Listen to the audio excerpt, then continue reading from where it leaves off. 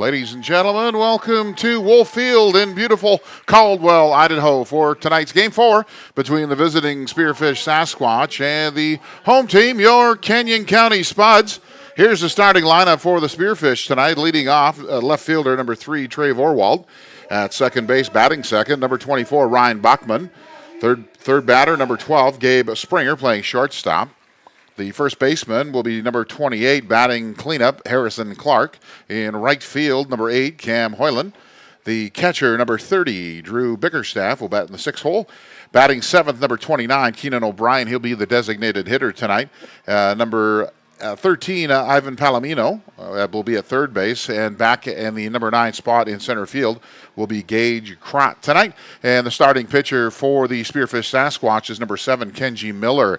For your hometown Spuds, leading off in right field will be Lucas Danielwicks. He's from Mesa Community College. And center field tonight will be number 3, Chase Burke. Tyler Stone will be your DH tonight. Peyton Flynn, who hit a 2-run home run in the first inning last night, will be batting 4th again. He'll be playing third base. He's from Montana State Billings. Miller will be your catcher tonight. He's from Bellevue Community College. Cole Wilson at first base. Batting 7th, Tyler Castelli, the left fielder. Playing shortstop tonight, giving Schwartzberg the night off, will be number 5, Dawson Barakani from Mesa Community College. Joshua Quinn will top out the top 9, and batting 9th for the Spuds. He'll play second base again as he did last night from Cal Lutheran University. And the starting pitcher for the Spuds will be left-hander number 27, Mitchell Torres. So tonight is the 4th game of a 5-game series. These teams will play again tomorrow, 5 o'clock on Father's Day, on Getaway Day here at Wolf Field. Spuds have won the first 3 games. The first 2 really came down to the 8th inning when the Spuds scored some runs in 2 close games. All 3 of them have been relatively close. Sasquatch have played well defensively. They have pitched well. They have just not received the breaks with runners in scoring position. Last night, the bases loaded against Seth Sumner, who ended up striking out 12. The Sasquatch only could get the only 2 runs of the game for them. So we are underway here in Caldwell. Here's the first pitch from Torres. That ball is popped up. Joshua Quinn getting under that. So we've got 1 pitch and 1 out. Trey Vorwald, the leadoff batter for Spearfish, has been in all 3 games. They've actually mixed it up tonight. McHenry getting the night off from shortstop. Had a great night last night. And Bachman back had a great night as well with a hit and a double. Ryan Bachman, the second baseman, number 24, batting second. Correction, number 24, Ryan Bachman.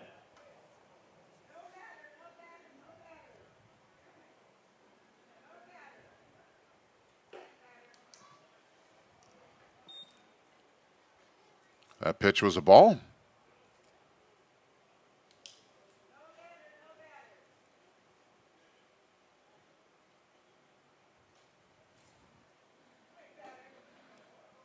Next pitch, also a ball.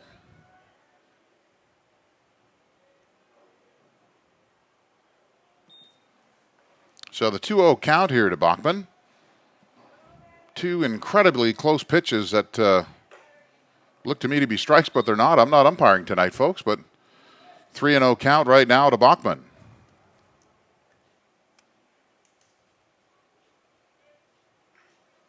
Here's the pitch from Torres. And that is called a strike.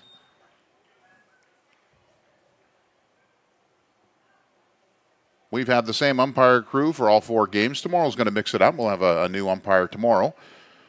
Been very consistent. Here's the 3-1 pitch. That ball bounces for ball 4. So Bachman aboard with a walk. Brings up Gabe Springer, the shortstop, playing for McHenry tonight.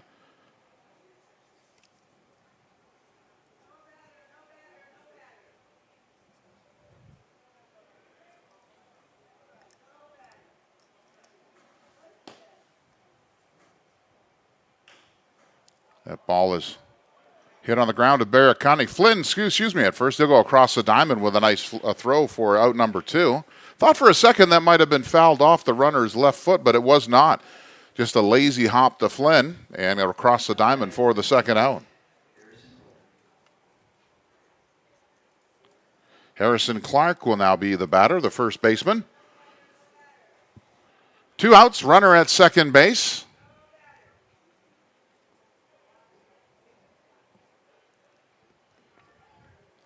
Expecting a nice crowd here tonight. Last night was a large crowd and very loud, so let's see if these people get active tonight. That pitch is inside for ball number 1. Torres coming with a fastball, trying to get it in on the hands of Clark. Could not do so.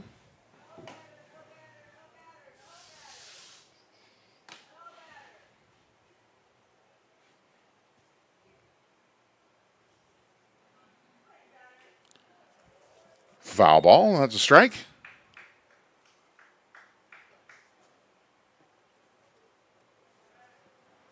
Weather's been spectacular this week. Mid-70s to low 80s.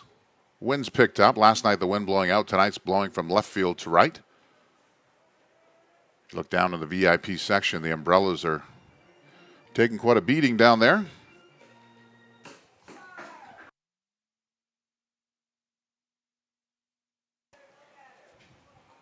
One count, 2 out. We're on the top of the first, just underway here in Caldwell.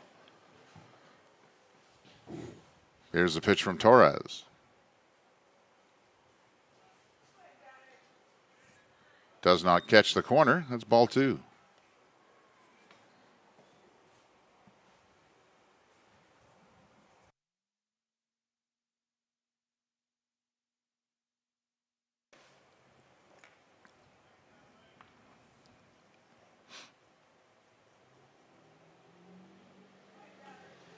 Ball 3, that pitch high and outside.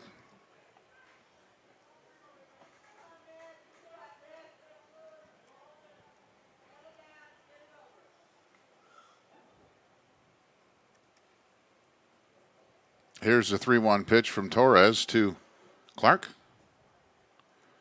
Spuds looking for a ground ball right at somebody. And that pitch is high for ball 4.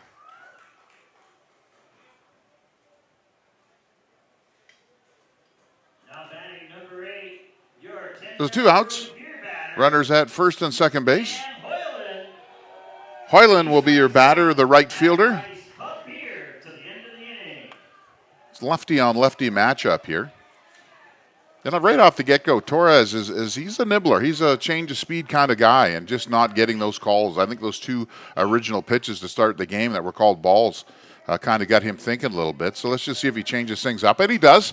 That ball is hit right up in the air. It could start raining at any minute. Not sure why Flynn came in and grabbed that, but Flynn made the catch. The batter is out. A little collision there between Flynn and the catcher. Thought I heard Cole Wilson call it. Obviously not, but hey, great catch by Flynn. Nevertheless, we're through with the top of the first. We'll be right back with more Spuds baseball right after this.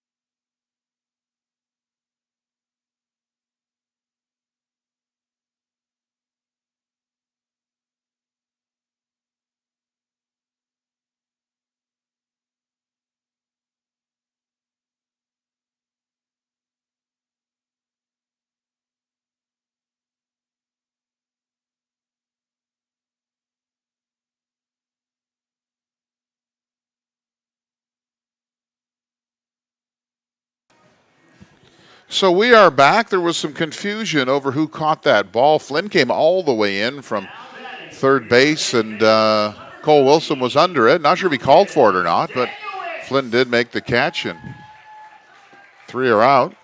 Left 2 stranded. Lucas Danielwicks from Mesa Community College, the right fielder, will lead things off as Kenji Miller. First pitch outside for ball 1.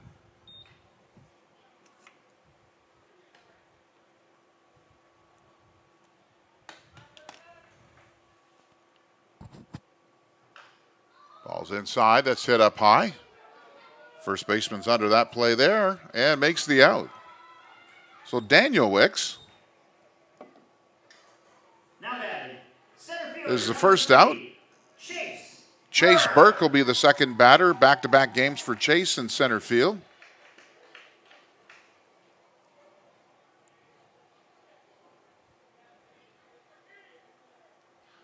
Here's Miller with the pitch. Chase swinging away. That might have some room there for the first baseman. That ball lands in foul territory.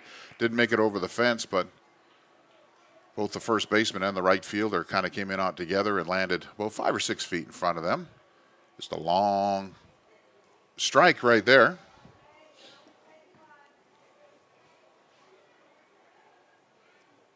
Chase Burke, one of the 4 Mesa Community College players on the Spuds that are in the game tonight. Here's Miller with the 0-1 pitch. That's outside. 1-1 the count, 1 out. Thank you for joining us tonight. Beautiful Wolf Field in Caldwell, Idaho. Here's the 1-1 pitch. That's in there for a strike. From my vantage point, I thought that ball bounced.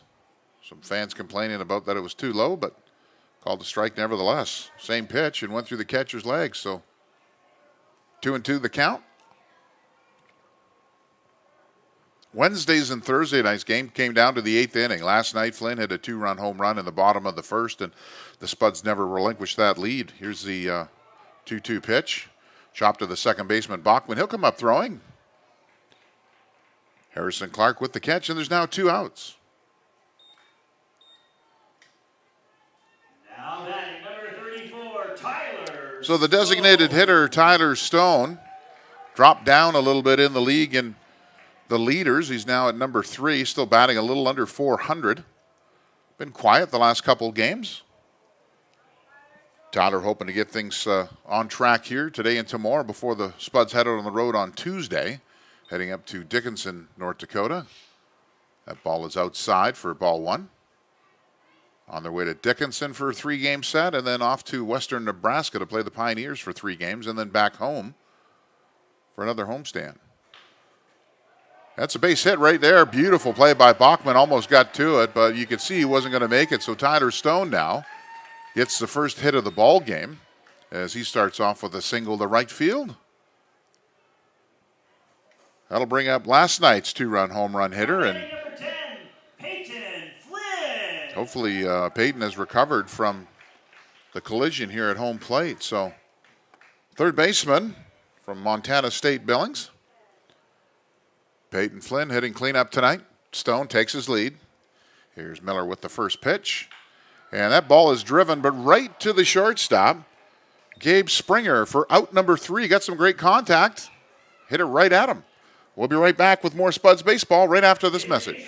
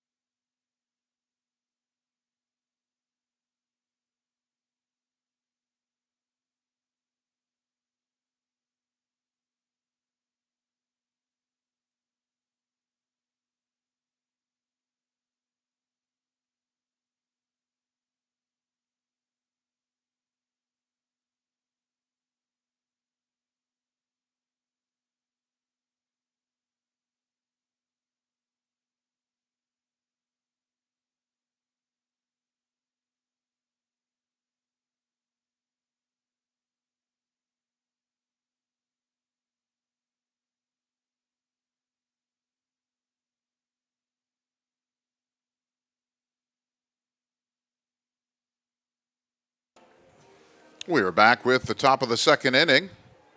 Now batting number 30, Drew Bickerstaff. The catcher, Drew Bickerstaff, lead it off for the Sasquatch. Sasquatch left 2 men on at the top of the first inning, both on walks. Torres looking to regroup here. Here's the first pitch. That's ball high.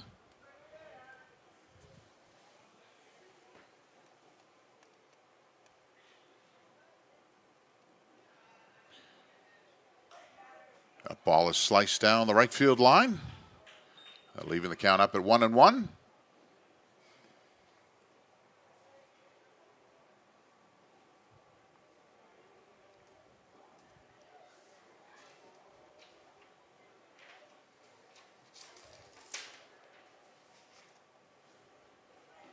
That ball's inside.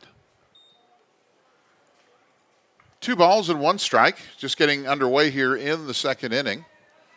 Bickerstaff is the batter. Here's Torres with the pitch. And that is fisted out to Barakani. He's coming over.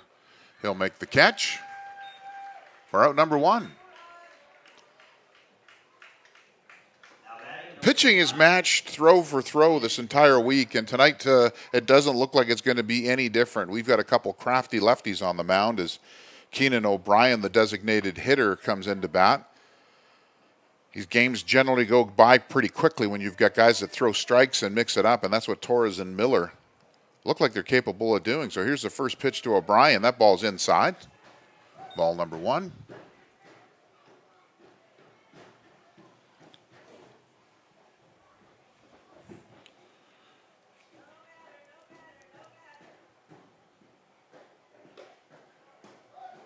Ball 2.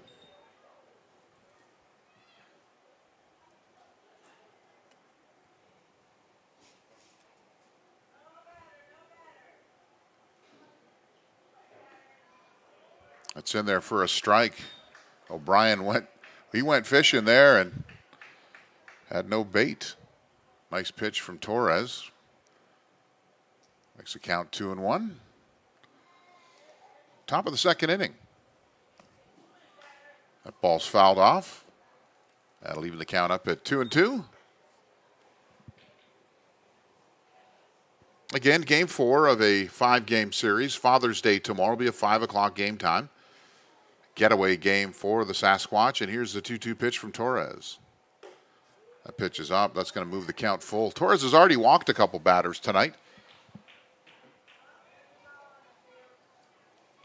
Let's see if he can throw a strike here to O'Brien and keep him off the bases. And he does. Strike 3 right there. Excellent pitch. Not sure where O'Brien was going. Well, he's either going to the dugout or first base, and he just turned and started walking. And fantastic strikeout there for Torres. And that's what we're used to seeing with him. Crafty in and out. If you remember Jamie Moyer, that's really Mitchell Torres. Excellent pitcher, command. And looks sharp here tonight. Ivan Palomino, the third baseman, coming up here with 2 outs on the top of the second. That ball dropped down there as well for a strike. So it seems to me that Mitchell may have found something that he feels comfortable with outside his fastball. There it is again. And Palomino was looking at that. And here's the play at first base. Mitchell covers, cannot catch it. Not a good throw from Wilson. He put that in the dirt, just said, hey, it's on me. Should have probably left that ball to Quinn. Quinn was behind him. And Wilson rushed it and made an error. That'll extend the inning. The number 9 batter, Gage Kroc, the center fielder.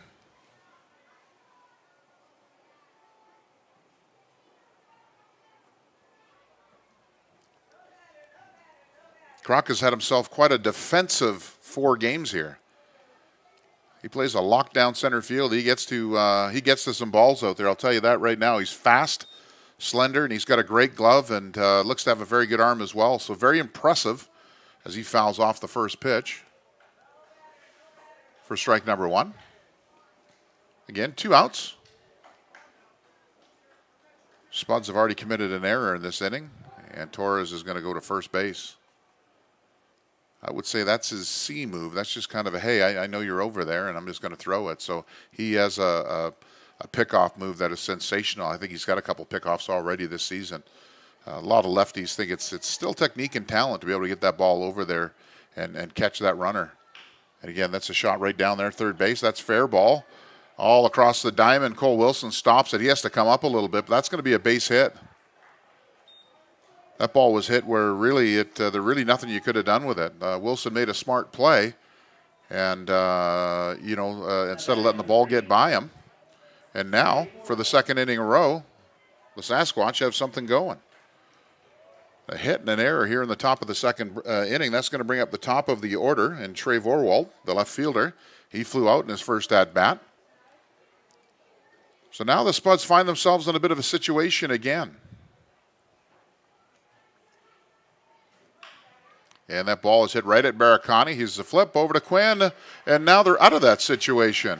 Excellent play. Ball hit right to Baracani and gets the Spuds out of a sticky spot. Well, for the second consecutive inning, the Sasquatch have left men on first and second base, and now the Spuds are coming back up.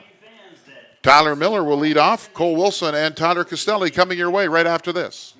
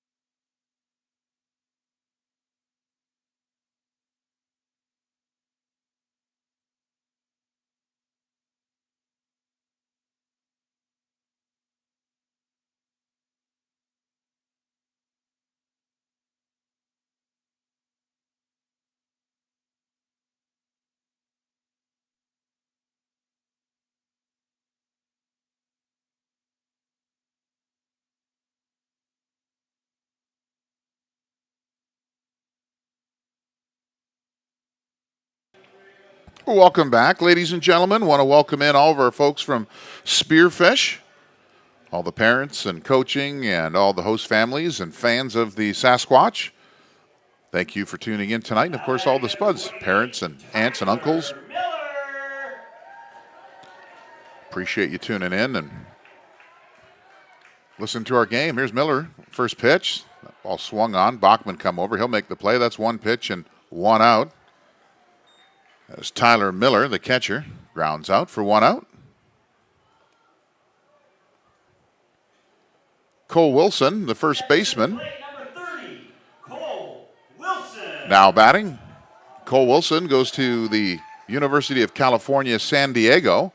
Wilson also a catcher.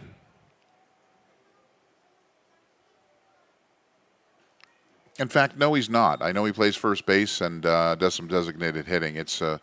It's Miller. I always get Wilson and Miller mixed up. They look identical from about 100 yards. They're both 6'6", big boys. And I think last night a couple times we called them the wrong name, and they corrected us. That's good. So here's the 0-1 pitch from Miller. That ball's outside. Equals the count at 1-1. When you have a crafty lefty, and they call him that for a reason, you just have to be patient. You have to look for one pitch and try to get the bat on it. That's exactly what Wilson did right there. That's a long fly ball to Croton center field. He gets under it. You've got to hit that ball a lot farther than that to get it by him. So quickly, 2 outs here in the bottom of the second inning. So the left fielder for the Spuds, Tyler Castelli, now will make his way in. He's about the 4th kid in a row we run up there that's over 6'4", and he can hit as well. So if Miller watched the game the other night, you keep a fastball away inside, but let's see what Miller does. He goes up and high for ball number 1. Castelli goes to Embry-Riddle University in Daytona Beach, and from Tampa Bay. That is a strike right across the middle. Nice pitch by Miller. Kenji Miller has looked very good. Hasn't given up a walk and only one base hit. That ball's outside. I don't think with this umpire he's going to start expanding that zone at all. He has a 17-inch plate, and that's what you're going to get. He's going to force these pitches to come in, but these guys here mixing it up could just do that. Here's the pitch, and fouled back from Castelli. That'll even the count at 2-2. 2 balls, 2 strikes, 2 out. Bottom of the second. Castelli got his first home run of the season on Wednesday night. That in the 8th inning. And here's the pitch. That ball is pulled foul. Coach Woodside with a nice move.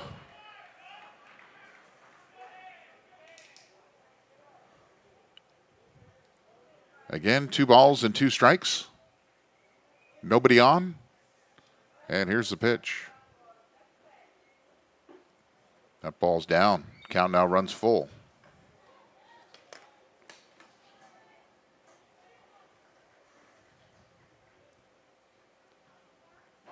Here's the full count pitch from Miller. That ball is turned on, but Krott's going to come in. And that ball was just a short can of corn out into right center field. So an off-speed pitch got Castelli out in front of it. Well, that's the end of the bottom of the second.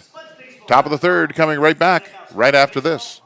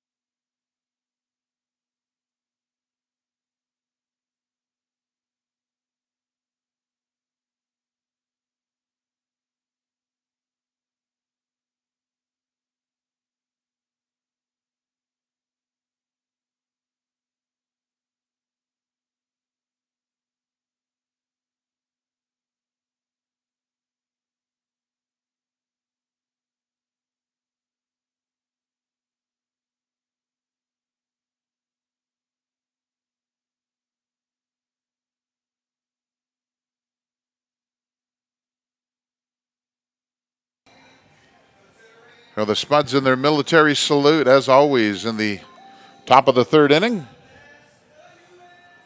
Nothing ball game. Each team has a hit. The Spuds have an error. Bachman will lead things off for the Sasquatch.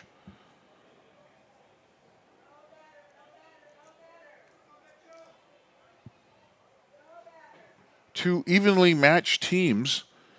Defensively, pitching's been outstanding for both these teams. Just some timely hitting for the Spuds. And that ball drops in there for a strike. Fantastic pitch from Torres.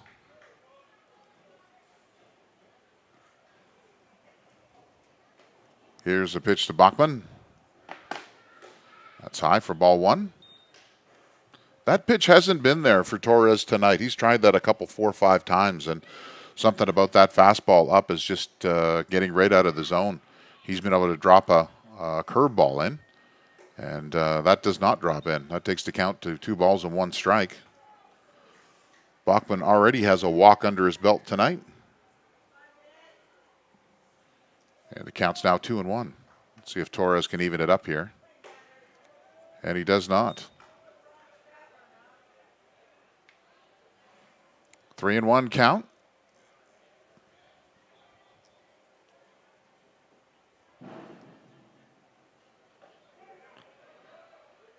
It's a nice pitch. Anthony's inside for strike 2. Full count pitch now from Torres. Like to see Bachman try to put this ball in play, and let's see if he gets a pitch from Torres. He does, and it's fouled back. Keeps the count full.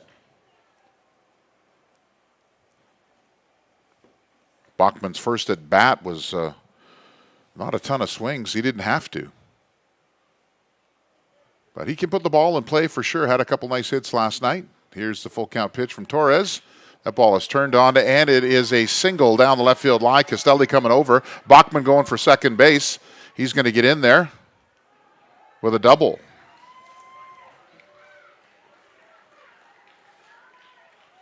So Torres had to soften it up a little bit, and Bachman was sitting on it.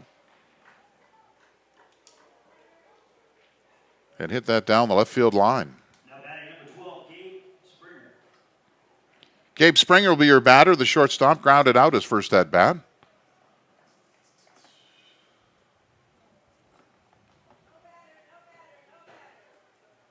The Sasquatch now have a runner in scoring position.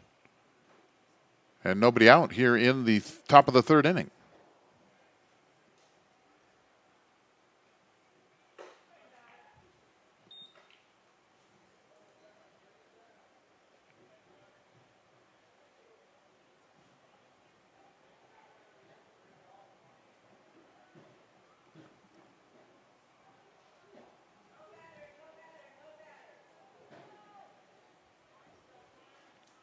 Torres looking for a strikeout here, but has to start throwing strikes.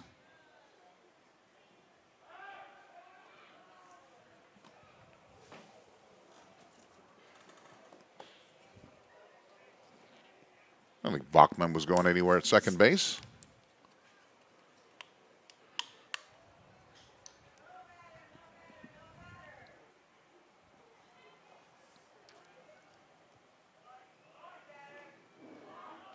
Ball fouled back, squared around a bunt. Count is now 1-1.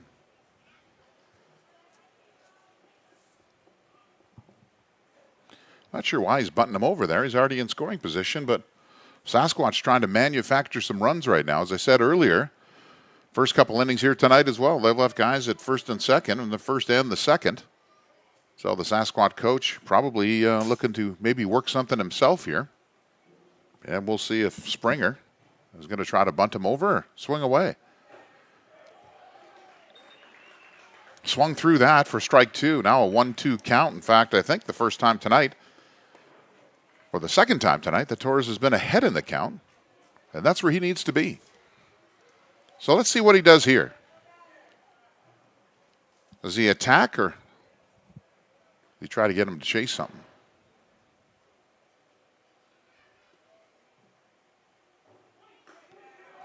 Struck him out. That was an excellent pitch from Torres. All Springer could do was drop the bat and walk away, and that brings up Harrison Clark, the first baseman.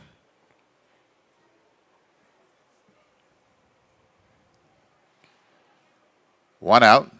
Bachman at second base. And Harrison Clark. Here's the first pitch from Torres.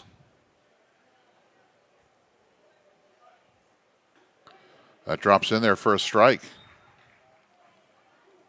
So last night you had Sumner throwing 94-mile-an-hour gas, and now you've got Torres, who I don't think is hitting 65. That's a tough adjustment. That ball dropped right in there for strike one. Here's the 0-1 pitch.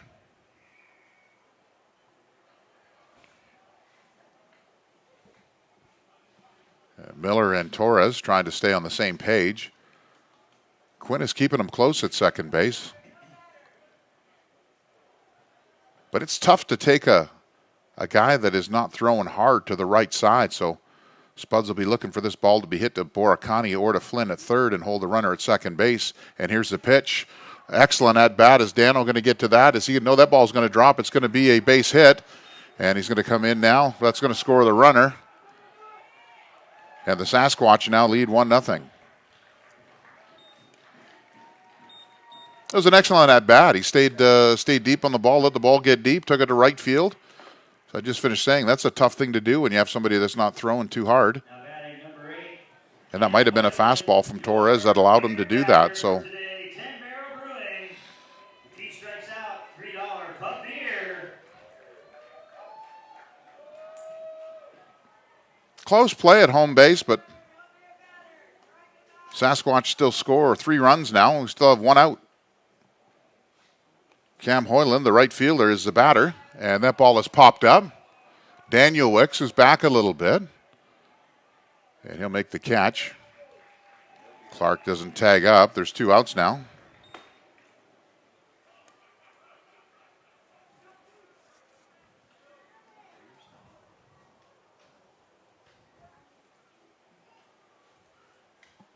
Now batting number Bickerstaff is now the batter. Drew, he's your catcher tonight. The runner still at first base. 2 out.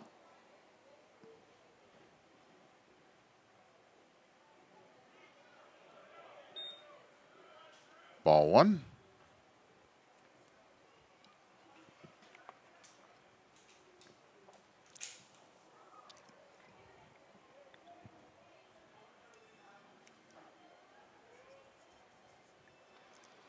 Here's the 1-0 pitch. That ball is also popped up in the air, but out of play. It's a bit of a guessing game with Torres. He mixes things up and the speed's in and out, and if you guess right, you can get on. It's not going that fast. Well, I mean, not fast. He's probably high 70s, maybe. Maybe 68 to 76, and his fastball is right around 82, 83. So here's the 1-1 pitch from Torres. That drops in there for a strike. That has worked for him all night. He sets that up nicely with a high fastball and changes the eye level and, of course, drops that in there for a strike. 1-2 the count, 2 out. It's a big pitch here for Torres, trying to get out of the inning and minimize the damage that's been done so far. Just 1 run. Sasquatch have 3 hits. Here's the pitch. And he struck him out. Down to first base. And that'll end the inning on a strikeout. So 3 hits, 1 run, 1 man left on. And we'll be right back with the bottom of the 3rd. Spuds coming to plate. Stick with us.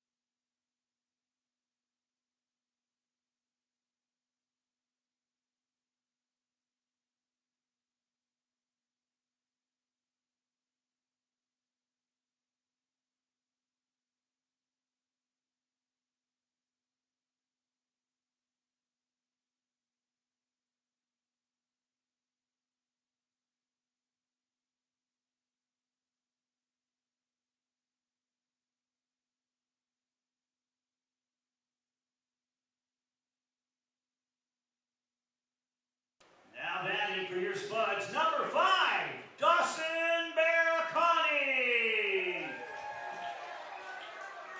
Baracani leading off for Canyon County. Baracani, Mesa Community College product. Takes the first pitch for a ball.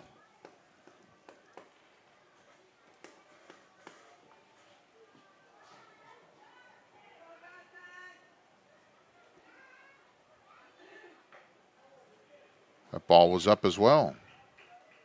I can assure you that Kenji Miller thought that dropped in there for a strike. It hasn't been for Torres. That's the first curveball that Miller's thrown tonight. Here's the 2-0 count. That swung on and singled by Baracani. The shortstop made a heck of a play. Gabe Springer dove for it, much like McHenry did last night. Probably 5 or 6 inches away from making a great grab, but Baracani now is on first base for the Spuds. Josh Quinn, now your batter, the second baseman from Cal Lutheran University. Josh is going to be working now on moving Baracani over. And that ball is fouled down the third base line. And out of play. In this particular case, you've got a runner at first base. That's the last place you want to put the ball, is on the left side of the diamond. You want to put it on the right side, grab a hole over there.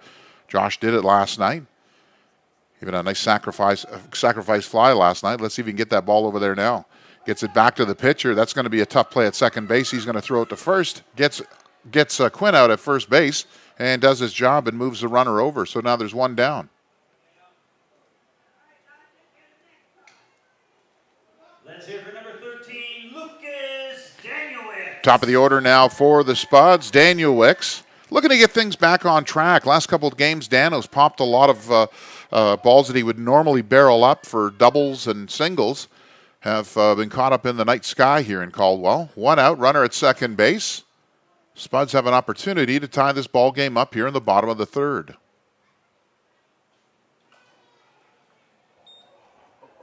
That ball fouled off.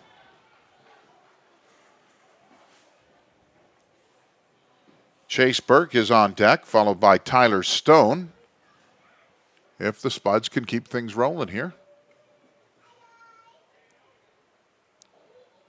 Here's the 0-1 pitch.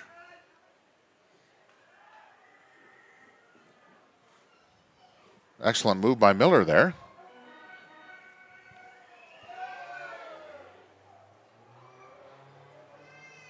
Let's see if that keeps Boracani closer. Boracani's got some good speed, so pass ball would advance him here nicely.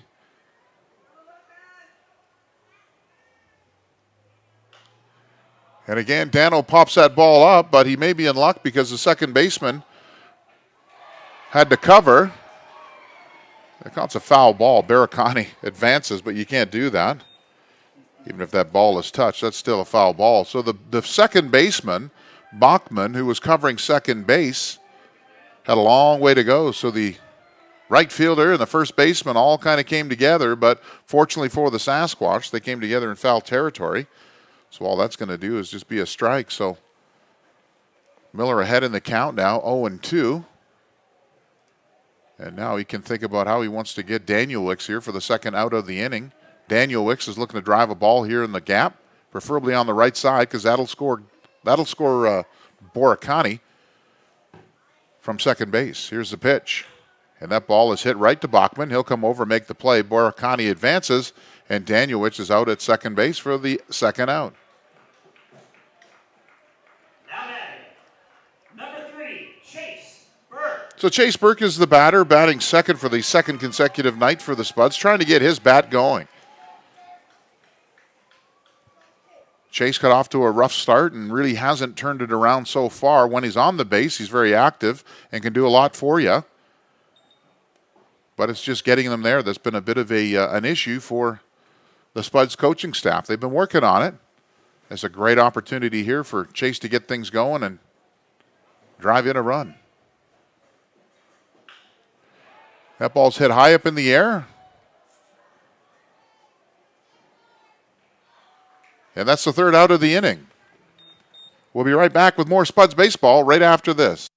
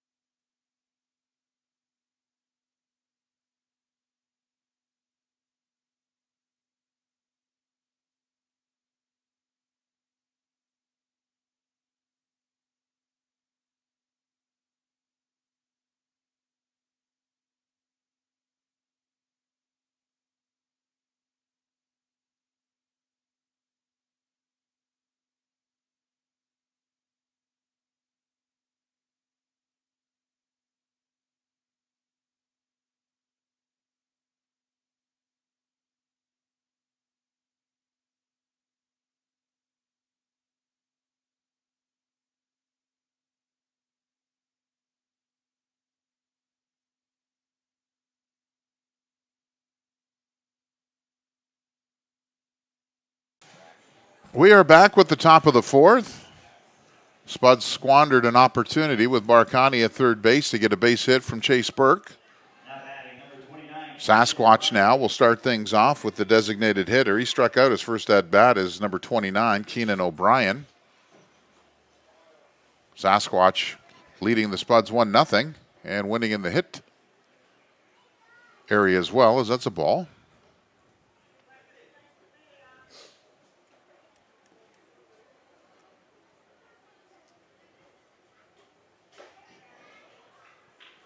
Nice pitch from Torres. Evens the count up at 1-1. And the wind is picked up again. It's blowing tonight. That ball drops in there for a strike. That's been an excellent pitch all night for Torres. O'Brien's asking him, where was that? What was that? He talks to the umpire quite a bit, and that's okay. You're allowed to politely and like a gentleman ask the umpire, and he'll tell you. He did it again, but O'Brien wasn't biting. And that wasn't as good a pitch as Torres had thrown a couple times previous. So 2-2 count.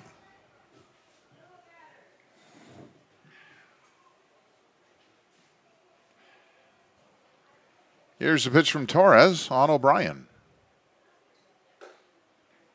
That's up there for ball 3.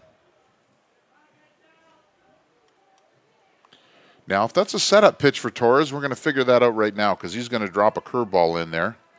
So we'll see whether he's not trying to throw that for a strike anyways. Here's the pitch from Torres, and no. Comes with a fastball inside. O'Brien does a nice job to foul that off. So again, these teams in Game 4 are very competitive. They've been close games all the way along. And the Spuds have been fortunate. The 8th inning has been very good to them. And they've got to get their bats rolling here, but O'Brien trying to get on base and get something started for the Sasquatch. And Torres fielding his position nicely. Flips the ball over to Wilson at first base for out number 1. Now batting number 13, Ivan Palomino.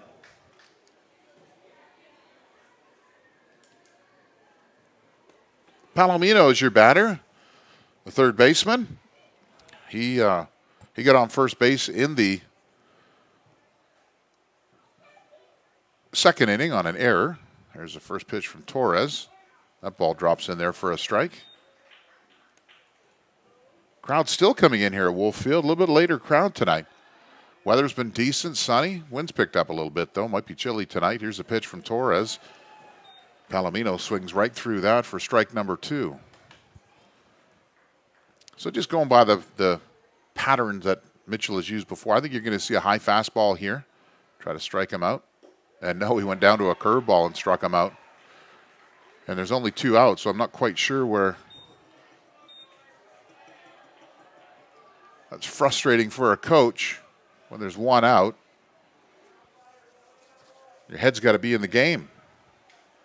Now batting number 11, Gage Kroc. Gage Kroc, the batter, the center fielder. Here's a pitch from Torres.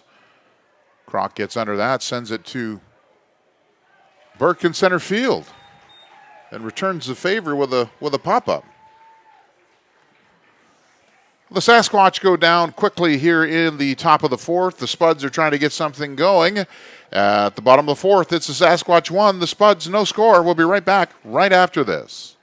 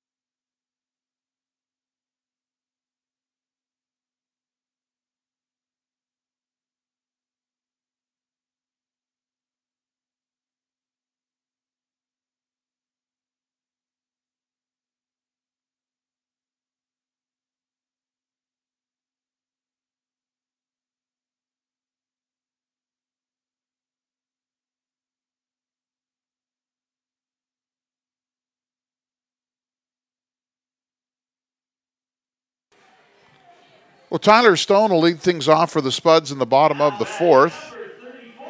Stone got a hit in the first inning and was stranded at first base. Spuds haven't been able to string anything together, and Kenji Miller hasn't given them anything to string together. That's a curveball that broke over the heart of the plate for strike number one.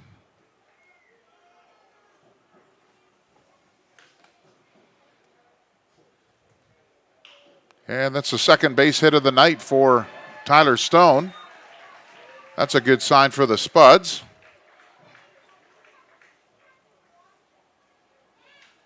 He's been consistent all year long. Peyton Flynn will come in now, the third baseman.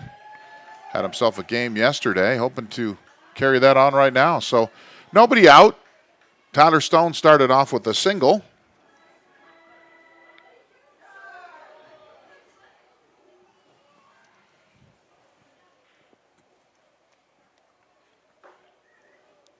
Flynn really liked that. Took his head out of the strike zone, though, for strike number one.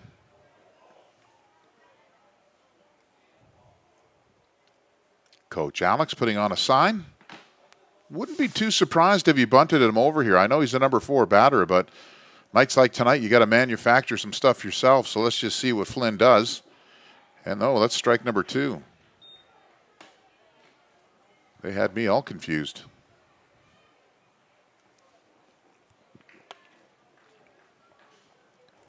These young coaches today don't have signs. Remember growing up, the sign of your head, across your chest, all that kind of stuff. They just yell out some numbers and look at a pad and away they go. That ball's outside.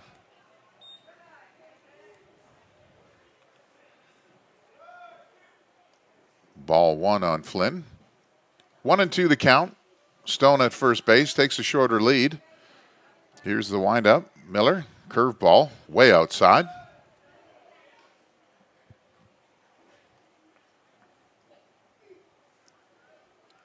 Count goes even to 2-2.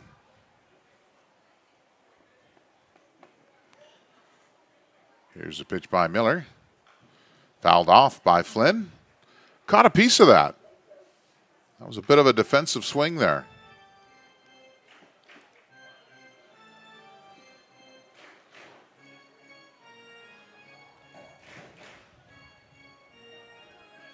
Here's the 2-2 count to Flynn. Looking to keep the inning going. Stone with his lead. Here's Miller. Outside again. He's trying to get Flynn to chase an outside fastball, and he's tried a curveball and a fastball over there. Wouldn't be surprised if Miller tried to come in on the hands of Flynn, getting to jam one right now. Where Miller has not walked a batter so far tonight. Been very consistent, only giving up 2 or 3 hits, and he does come inside with a fastball. He came in way too far inside. And an excellent at-bat from Peyton Flynn. Tyler Miller, the catcher tonight. It's advantageous to have a left-handed batter right now, so what he's trying to do, again, is move those runners over, lefty on lefty, and we'll see if Coach Inigus decides to bunt him over. And ideally, you want that bunt down the first base side, but not right at him. No, he's going to hit away. Strike 1. If you're a baseball purist, then now it is the bottom of the 4th inning. It's not the 7th inning where you're trying to rally something here. Miller is your number 5 batter. You want to see if maybe he can turn on something here. That wind is blowing out in right field, so maybe he can hit something on the button here and put the Spuds on the board. They do have a runner in scoring position. And that's strike number 2. Excellent pitch by Miller. Started off with a fastball, came off with a changeup there. And now Miller is 0-2 count. So now you get back to should he have bunted him over? It would have been an out, and we'll see what Miller does here to see which one would have worked. That's an outside pitch. Excellent framing by the catcher. Bigger staff, but did not get the call from the umpire. It wasn't close, but it was a nice pitch. Very good idea from Kenji Miller, the pitcher. Here's the 1-2 pitch on Miller. That ball is down for ball number 2. And I've only seen Kenji Miller for a couple innings now. And the one thing that he is missing, which is great for summer collegiate baseball, is that finish pitch. He'll get to 2 strikes, but does he have the pitch that's going to hit the zone? That's going to get him in situations like this. Let's see. Let's see if we see something here from Miller. And he struck him out. That was just a plain old simple fastball that Miller left the bat on his shoulder. There's now 1 out. Runner's still at first and second base. Number 30, Cole Wilson. Cole Wilson now your batter. The University of California San Diego product comes up with 1 out. Looking for a base hit now. Base hit now would tie it up, and Kenji Miller just made an excellent pitch. But in this situation, you can't leave the bat on your shoulder. You want to get that ball in play and force the defense to make a play, especially on a 2-2 count. Once again, that's what collegiate summer baseball is for, to work on some stuff. Here's the first pitch. That ball is down for ball number 1. And Sasquatch lead 1-0. Good crowd tonight. Not too rambunctious or loud. Sunny all day. A little chilly here tonight. Nice people wearing their Spuds gear. That ball was strike on the inside corner.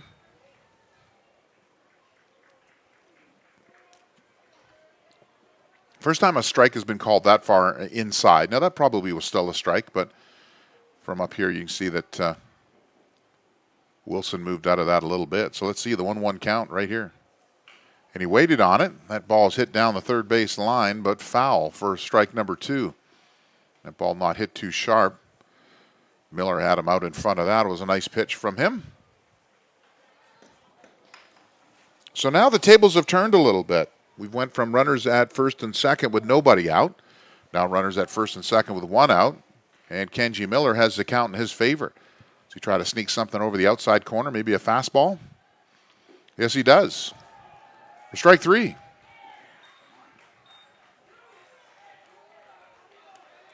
Two out. That's going to bring up Tyler Castelli. Number 9, Tyler Castelli. You got 2 guys in the middle of the order there, and Miller and Wilson, soft hitters. Generally, guys that put the ball in play. Tyler Castelli, lefty on lefty. Let's see what the left fielder can do here with the runner in scoring position. That ball's outside. Ball number 1.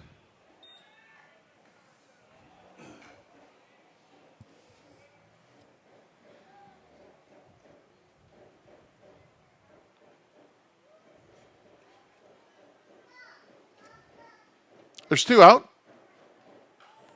And Castelli just behind that ball. He had a chance to drive that to left field and just missed it.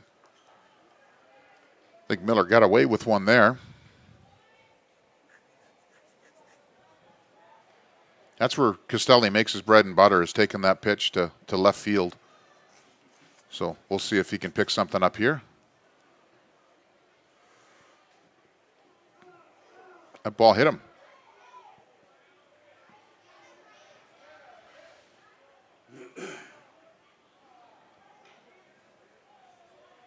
He's saying he swung at it. That's incredible. I'm going to call that a strike and say that he swung at it. There's no way. You can see where it hit him, so it went off his bat.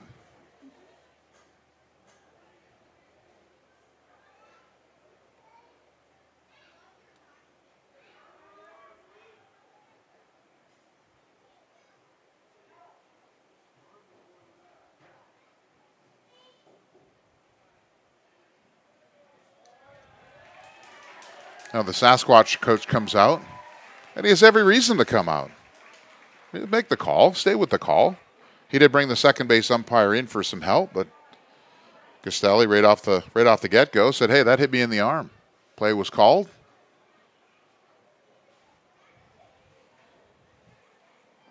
So having a conversation right now as we're in the bottom of the 4th inning. 1-0 Spuds, and 1-0 Sasquatch lead. Both teams have 3 hits. The Spuds have added an error. Now batting, number 5. And Castelli moves to first base, and that's going to bring up Dawson Baracani, the number 8 batter for the Spuds, the shortstop from Mesa Community College. So let's see if the Spuds can find themselves a single right now. They haven't been able to so far. They had runners at first and second with nobody out. Now they've got the bases loaded with 2 out. Let's see if Kenji Miller can get himself out of this jam.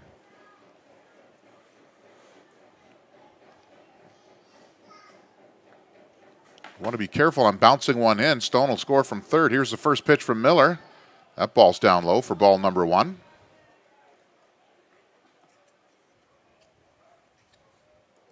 The Spuds looking for a big hit right here. This hit can continue the inning. Bases loaded. First part of the season, they had 8 bases loaded situations with nobody out and didn't score a run. They've been better as of late. Here's a pitch from Miller. That ball bounced in as well. Great stop by the catcher, as Biggerstaff had to stop that from going by, and an excellent move by him going to talk to his pitcher. He's got a 2-0 count. So Baracani can take a pitch here, take a real good pitch. And this is the first bit of trouble that Miller's been in. Kenji Miller tonight has been excellent setting up his pitches. We talked earlier about him having an out pitch, but when you throw a fastball right across the middle and the batter keeps the bat on his shoulder, I guess that's an out pitch, but a situation like that with a full count, you like to see the hitter at least get the bat on the ball and see what he can do. But nevertheless, that's where we're at right here. 2 balls, no strikes. There's 2 out. Bottom of the 4th inning. Baracani now getting his signals. Back in play. Here's the 2-0 pitch from Kenji Miller.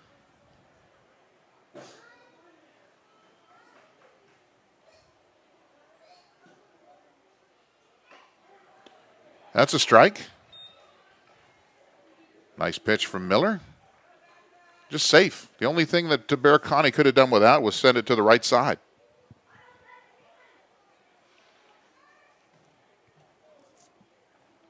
So let's see if Miller can deliver here with the 2-1 pitch.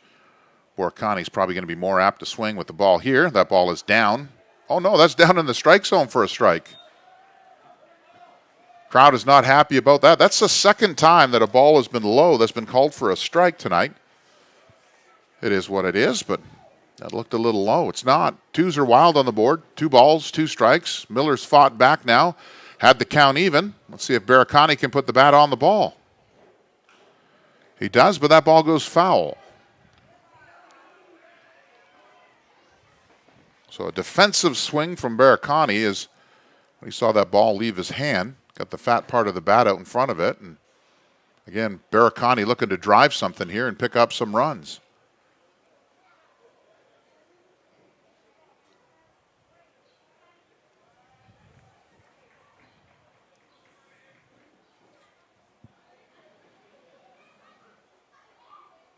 Here's the pitch. Struck him out. Nice pitch from Miller. That'll end the inning. Spuds leave 3 men on. We'll be right back with the top of the 5th inning right after this.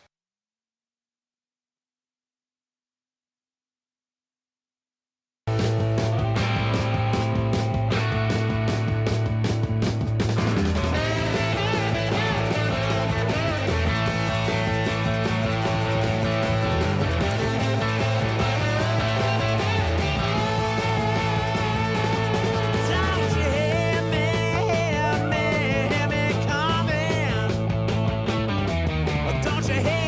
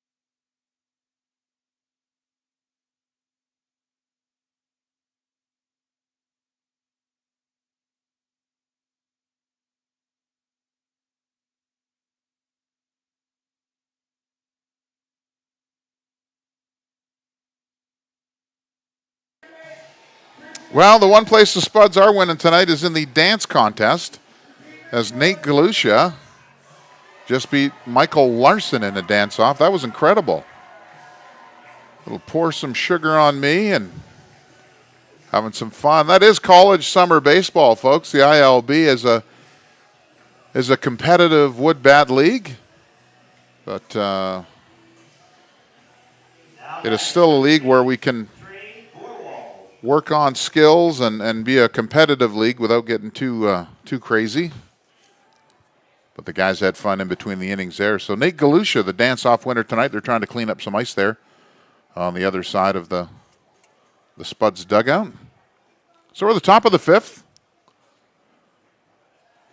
Trey Vorwald, the batter, the left fielder. He's flied out and ground out. And Torres, first pitch is a ball.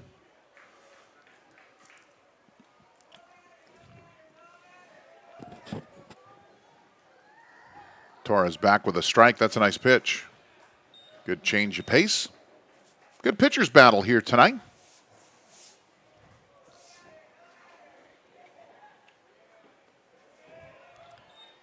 Vorwald swung through that for strike number 2.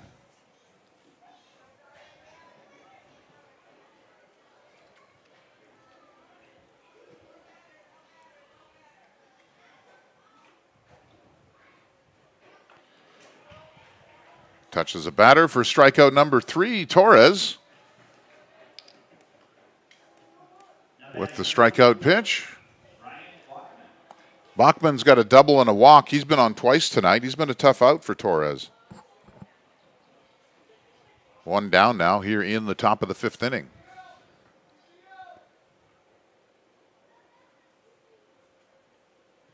There's the pitch from Torres. That's in there for a strike. That's a nice pitch for Torres. Curveball's also been useful for him, but Bachman's got a good read on his changeup as he doubled it down the left field line his last at bat. There it is right there. Quinn over to make the play. He'll come up, throw into first base to Wilson. And Bachman is out for the first time tonight. That's out number 2. Gabe Springer, the second baseman. He's grounded out and struck out. He'll be the third batter of the evening. Both teams have 3 hits. Spuds have an error on the board. That error was made by the first baseman on a throw to the pitcher back in the 2nd inning. Here's Torres' first pitch. That drops in there for a strike. As always here in Caldwell, the trains at nighttime, it's like a mini T-Mobile Park in Seattle. It's a great backdrop. That's strike 2 right there. It is just super cool. If you get an opportunity this summer to come to Caldwell and see what the Treasure Valley has to offer from hiking and lakes and fishing and camping, and of course your Spuds, you'll really enjoy Wolf Field. It is a absolute treasure. They checked his swing. He did not swing. 1-2 the count. The Spuds are very fortunate to call home Wolf Field, which is the home to the College of Idaho Yotes. The Coyotes, it's an excellent college program here. Here's the 1-2 pitch from Torres. Nice play by Quinn at second base over to Wilson. And that's the third out of the inning. So I'm going to take a water break here. We'll be right back with the bottom of the 5th right after this.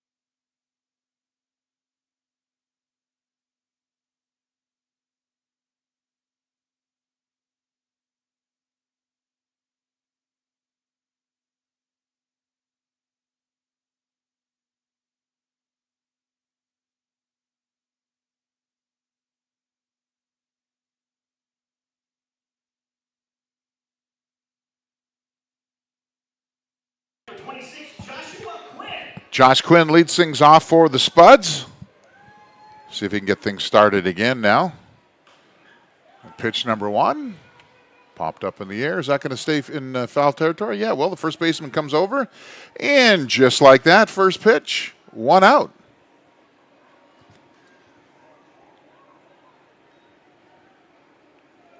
Top of the order now is Lucas Danielewicz. Comes into the batter's box. Sasquatch lead, 1-0. Kenji Miller in his 5th inning of work. Here's the pitch. Nice pitch. That's a strike.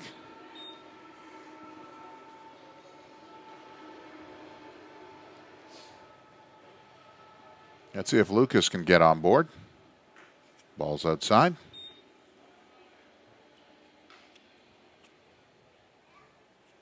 Nobody in the Sasquatch bullpen, and nor should there be. Kenji Miller's done a nice job so far. Here's a pitch. Danielewicz again.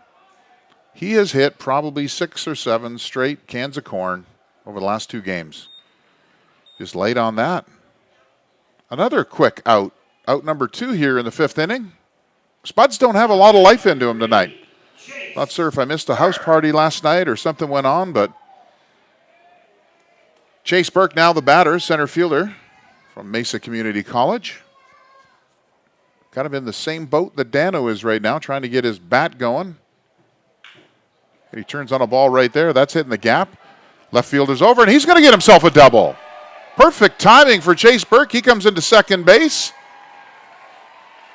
The Spuds just got their 4th hit. That's what Chase is going to need to do.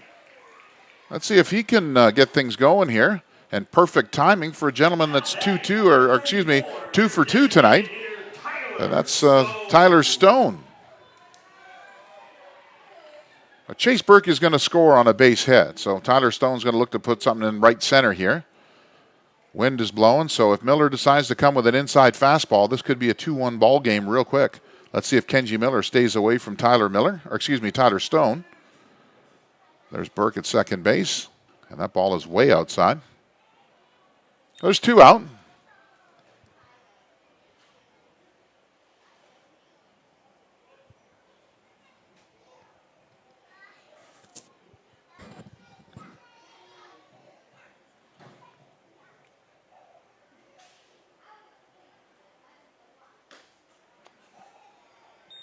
Ball 2.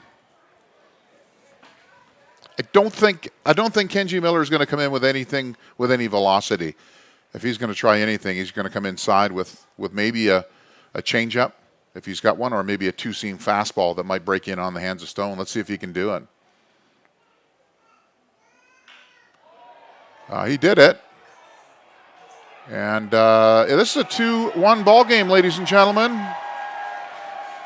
I warned the young man. I told him, do not come inside, and that was not a changeup. He left that over the plate, and Tyler Stone has just hit his 3rd home run of the season.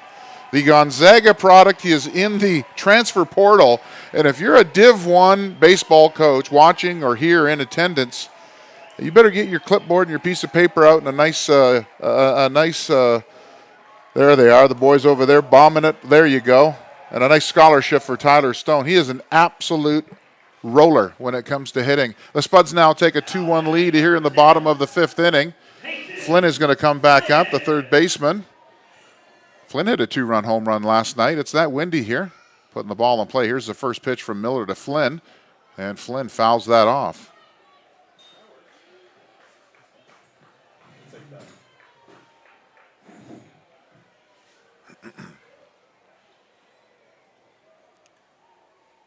Here's the 0-1 pitch to Flynn.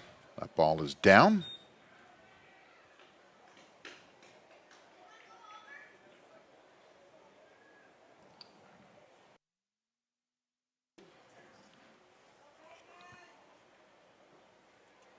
Flynn had a look at it.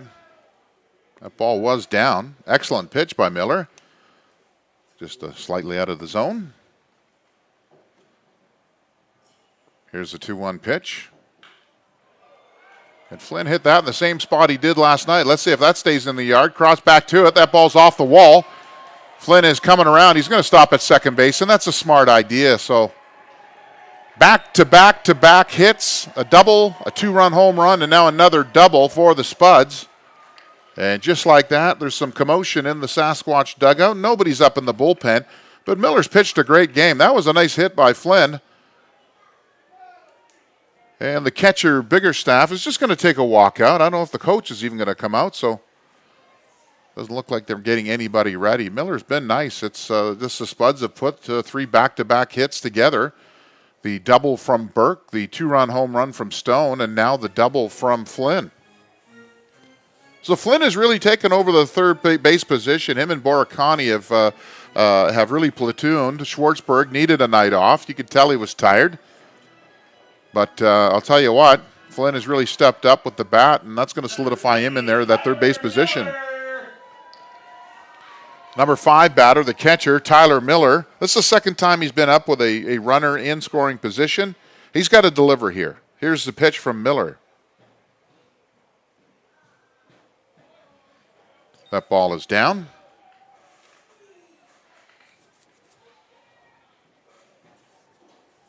Yeah, this Spuds team is going to need Tyler. He's a left-handed bat. Hasn't shown a ton of pop. But for a lot of these guys that haven't played baseball in 2 to 3 weeks, they're just getting back into form here. So here's the pitch. And that ball is fouled out of play in behind the press box.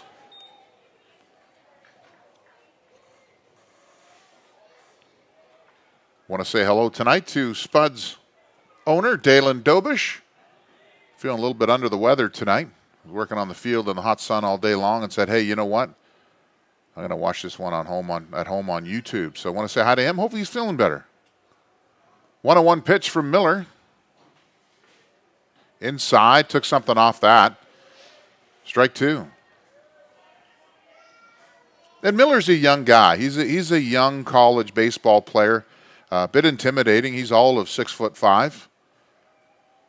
And as he gets more seasoned in this league and sees some more time and travel and gets to see some more stuff, he's going to become a better hitter. He's got all the tools. He's just got to keep that chin on that ball and let that bat come through the strike zone. Here's the pitch from Miller. And a base hit. That's going to score Flynn from second base. That's an excellent at-bat for Miller. He did his job. That's exactly it. Flynn is going to score from second base. We now got a 3-1 ball game, folks. That's 4 consecutive hits for the Spuds. 3 of them hit solid, and Miller took that inside fastball and pulled it to right field. Now Cole Wilson's going to be the batter now with 2 out. Squatch bullpen is going. As I know, they've got some guys on their way. So if you're a Spearfish fan and they've got some pitching on its way, which is really going to help. I'm going to tell you right now, their first half stats may not be stellar, but this is going to be a team here in Spearfish that's going to have something to say by the end of this season. Don't forget, the season breaks up into 2 halves. So you've got your first half and you've got your second half. And from an organizational standpoint, you really have guys for the first 10 days. Then the media order comes, and then you've got some guys that finish the season with. So I know that these guys are going to be around the end of the year, especially when it comes time to playoff talk in the second half. I know the general manager and owner of the Spearfish Sasquatch is one of the best GMs and owners in the league. Definitely knows baseball. They've got great people over there. Just a great group of guys. And I know I've been talking about that the last couple of nights, but when they say fear the Sasquatch, teams do. Here's a bounce over second base. Here's a chance they get the slow-moving Wilson onto first base. A nice play there by Bachman, but not before the Spuds score 3. They got 4 hits here in the bottom of the 5th. 2 doubles, a 2-run home run from Tyler Stone, and an RBI single from Tyler Miller. So we're going to the top of the 6th right now. It's the Spuds 3, the Sasquatch 1. We'll be right back with more right after this.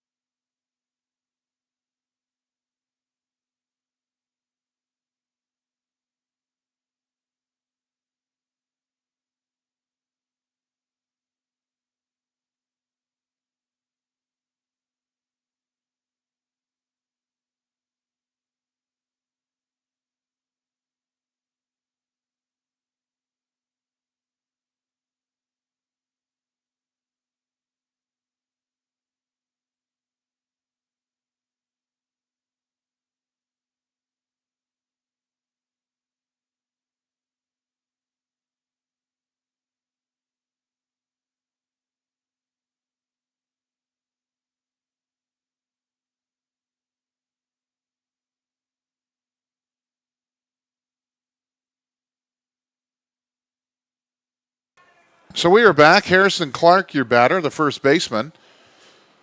Torres pitching here in the top of the 6th inning. Ball is outside.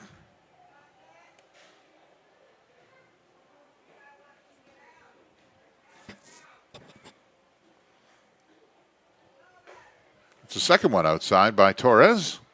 Had a bit of a break there, so sometimes in between innings, getting restarted, got to recalibrate and find the strike zone again as it's ball 3.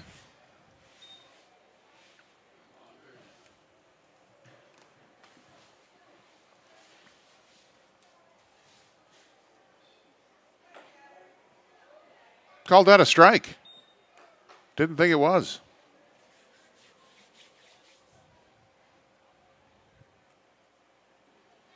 Here's the 3-1 pitch from Torres. That's a ball. Ball 4. Now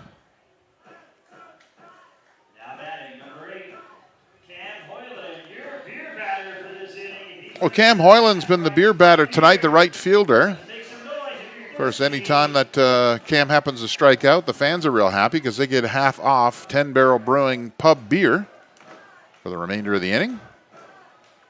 Sasquatch trying to get something happening here. There's a curveball in from Torres for a strike. So what Torres is trying to do right here is get Cam to roll over on one and hit it right to Quinn and get a double play. That's not what Cam's trying to do, but ball is up high.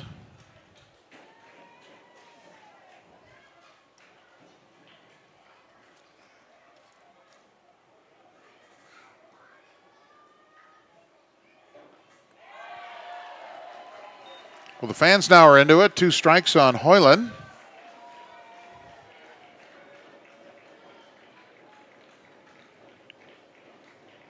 Torres ready for the 1-2 pitch. He's going to make some people happy here if he strikes out. And he does not. That ball gets away from Miller. Goes to a 2-2 count as Torres bounced that in. The umpire's going to ask for the ball and see if there's any scuffs from home plate or. Torres usually lives right around the plate, up and down, inside and out, changing speeds, and he'll throw down low a little bit every now and again, but that's the first one we've seen him bounce in his 3 games. The Spuds need an out right now, and they've got a 2-2 count.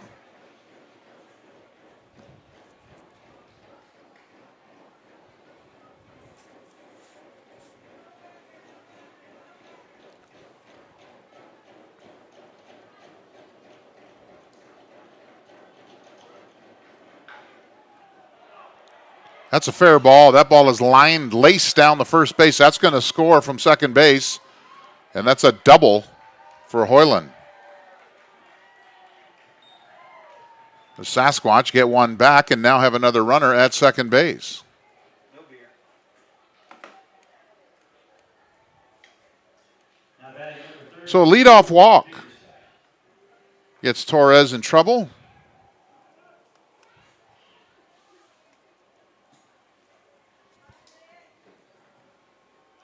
The catcher, Drew Bickerstaff, is the batter.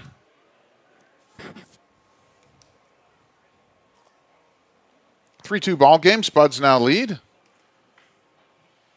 Still nobody out here in the top of the 6th inning.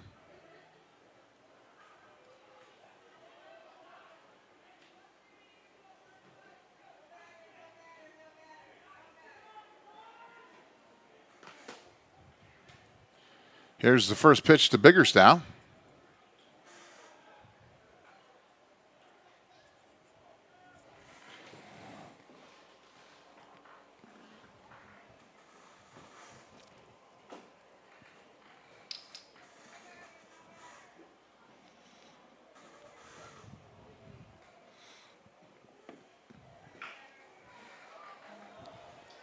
Poor Connie's going to have a tough play. He makes an error.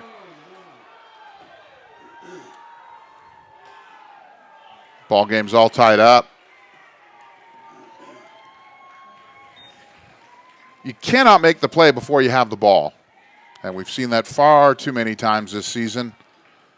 Guys trying to make the double play or without having the ball in their glove. So we've got a coach's visit. Eddie makes his way out to the mound. We've also got a 3-3 ball game, as the Sasquatch have battled back with 3 straight hits. A walk and 2 hits. Well, how about a walk, a hit, and an error?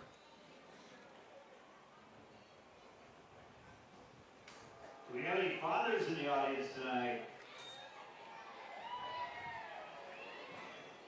I'm going to wish you a happy Father's Day right now, but I hope you join us tomorrow night. We're going to do Father's Day big and proud right here at the ballpark. Get your tickets. Just remember, it's your day. You want to be here. Tell them you want to come. The coach, Eddie's done with his meeting. He's talked to Torres and trying to get things back on track. Still nobody out. And the Sasquatch have scored 2 runs.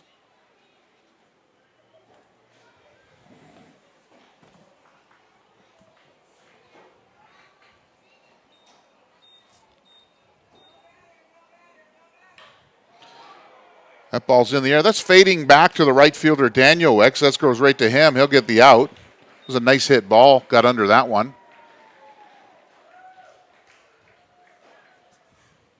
So the ball looked like it was hitting the gap, and with that wind the way it is right now, took it right to Daniel Wicks. Ivan Palomino will be the batter with 1 out.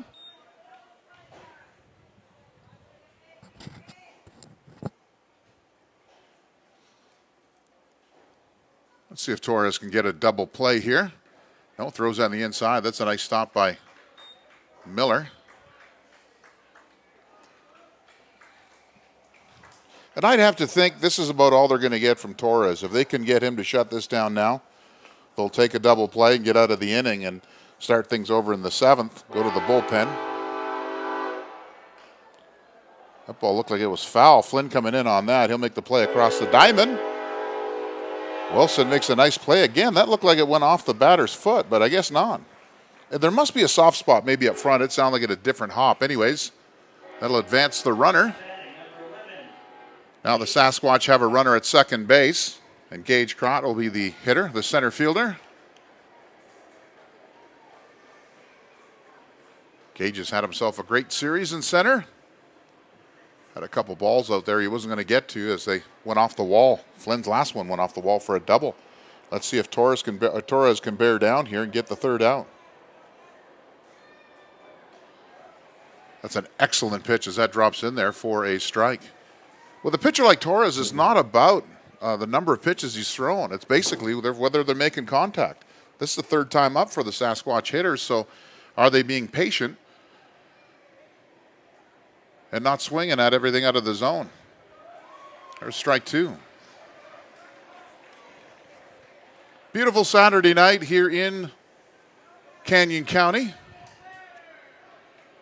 I want to say hello to all those fathers out there. Tomorrow we got something special here at the ballpark for Father's Day. Here's the pitch. And that ball's fouled out of play. Goes right over. Remains 0-2. Tomorrow's game, 5 o'clock. Got a special for fathers. We got 4 tickets, 4 hot dogs, 4 Pepsis, all for $40. It's a great deal. Expecting a big crowd. Of course, you can take Dad out for breakfast or make him breakfast. Present him with his honorary yearly tie, and then come on over to the Spuds game. Here's the pitch from Torres. That's up there trying to get Crott to chase, and he doesn't.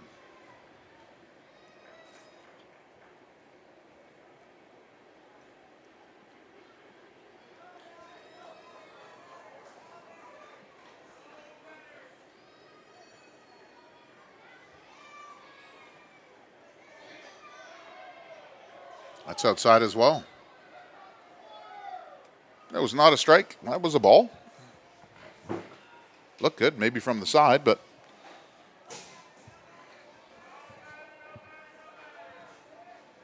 here's the 2-2 pitch. And that's an excellent at-bat by Crott. Let's see if Danielwitz can throw him out at the plate. Is he going to come around? Yeah, he is. He's Danielwitz throws up line. It's not going to get him. And they threw the ball away again. Torres threw it down the right field line, but Crott was in a bad spot there. And the Sasquatch now taking a 4-3 lead.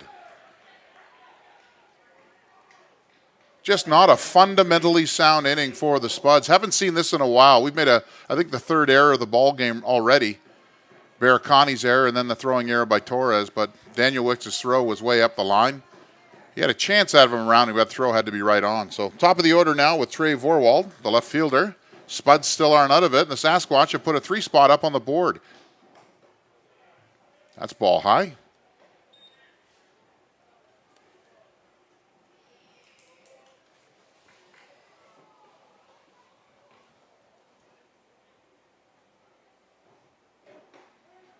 That's a strike.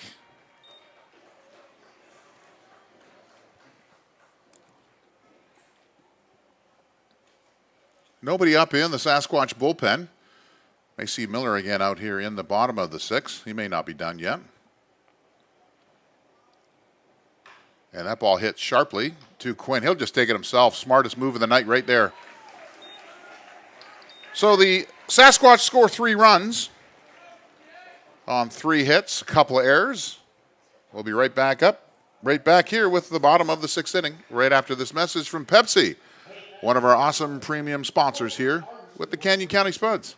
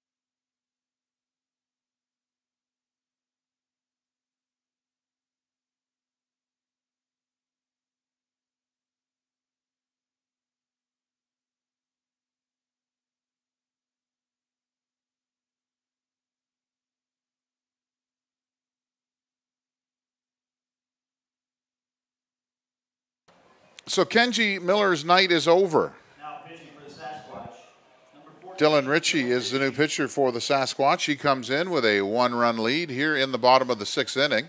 And stepping into the box is your Tyler Costelli's going to lead off for the Spuds.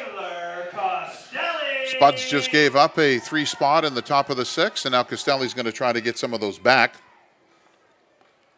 Costelli from Embry-Riddle University in Daytona Beach has his family in town for the week. I think they've had a good time. Here's the first pitch from Ritchie. And Costelli gets underneath that and sends a pop fly out to Crott in center field. So 1 pitch, 1 out.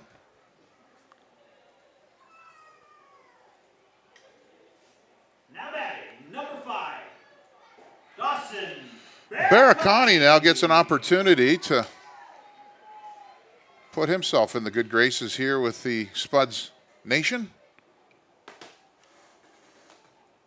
The Mesa Community College shortstop coming up here in the bottom of the 6th. He'll face Ritchie for the first time. Here's the first pitch. That ball is high and inside. If Baracani wasn't awake, he now is. Let's see, 1-0 pitch.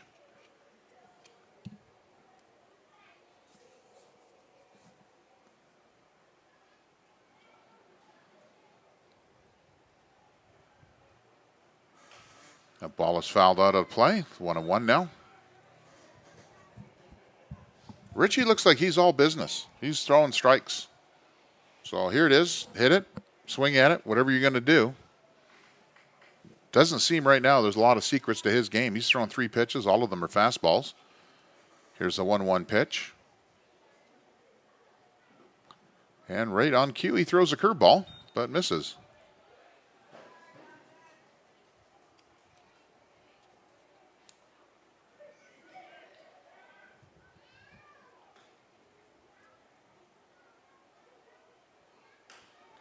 Baracani, a little bit behind on that, fouled that off down the right field line. That made its way out to Linden Street.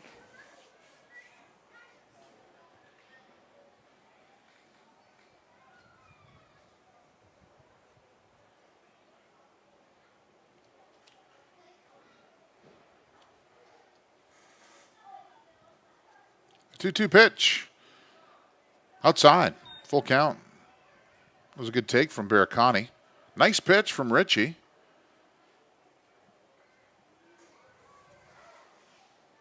Nobody on, 1 out. Bottom of the 6th inning. Here's the pitch. And that was strike 3. Didn't have to wait for the umpire, nothing. Baracani. Seen that a couple times tonight. Now batting number 26, Joshua Quinn. It's a nice pitch. That's a curveball from Ritchie. So the second baseman, Josh Quinn, the number 9 batter for the Spuds.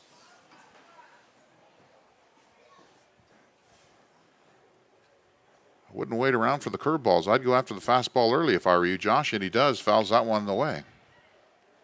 Strike number 1. See, in that particular case, Josh has to stay in there a little bit longer, keep that front shoulder in, and drive that ball to the right side. Shoulders out. All you're going to do is softly ground it to the left side of the infield. Here's the 0-1 pitch from Ritchie. First time that Josh saw the curveball, and it's in there for a strike. So quick inning here for Ritchie, coming in out of the bullpen in the 6th inning.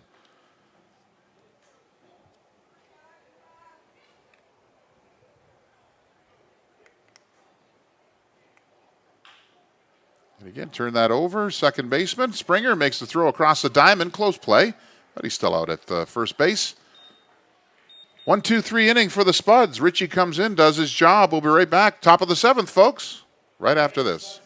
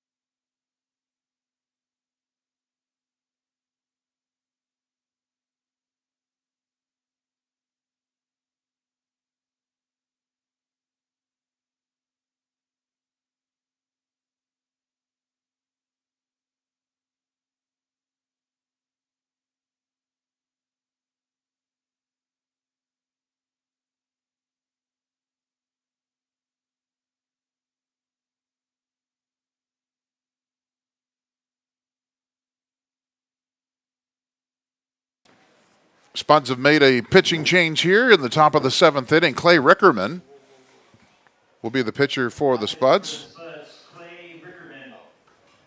Ryan Bachman leading off for the Sasquatch.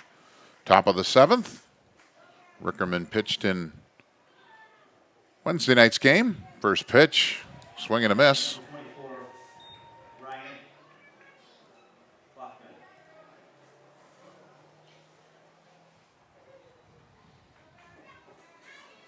Bachman's had a double already tonight and a walk. Been on base twice. Here's the pitch from Rickerman. Strike two.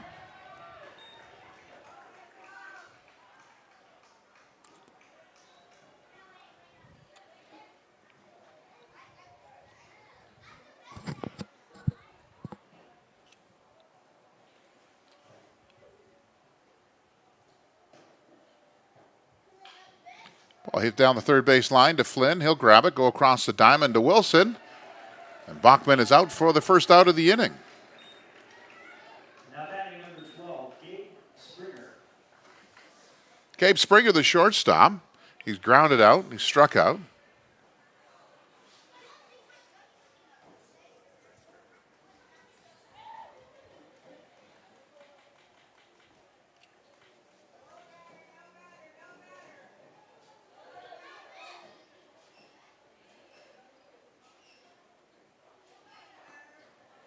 It's outside for ball one. The fans got some excitement back in the fifth inning when the Spuds scored 3 runs. Sasquatch came back and scored 3 of their own. They've taken a 4-3 lead. Ball drops in there, but ball two. Around the ILB tonight, the North Platte Plainsmen have a 7-3 lead in the sixth inning off the Badlands Big Sticks. The Western Nebraska Pioneers lead the Nebraska Prospects 5-4. That's in the seventh. And the Fremont Moo, that's a foul ball down the right-hand side. The Fremont Moo have beaten the Gem City Bison 12-0. Of course, your game here, the Spearfish Sasquatch lead the Spuds 4-3. The 2 balls, 1 strike is the count.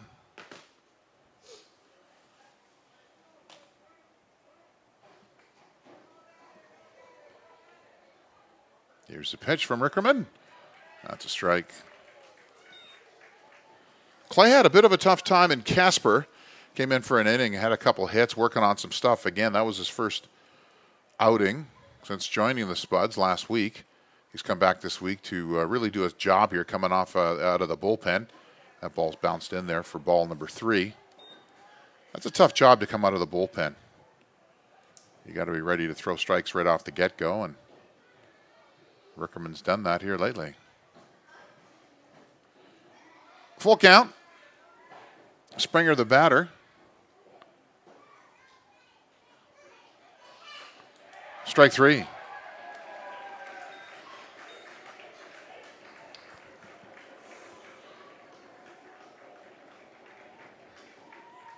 Harrison Clark, the first baseman, now in the batter's box. 2 outs.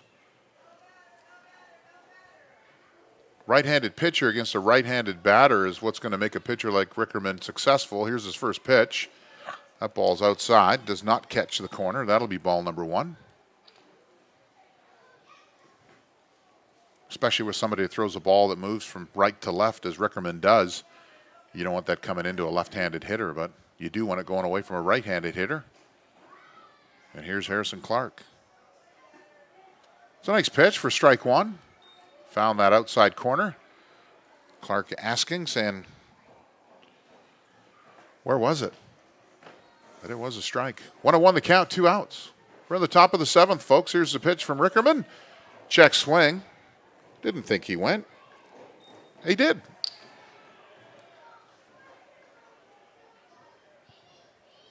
Did not think that he went there. I thought he checked his swing, but the first base umpire said no, he went. Count is now 1 ball, 2 strikes. Here's the pitch. That ball bounced up front. Count now goes to 2-2.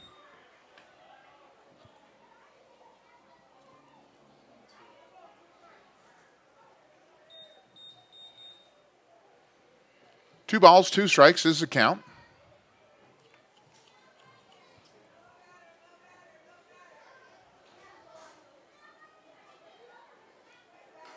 That ball's hit down the third base line, but foul.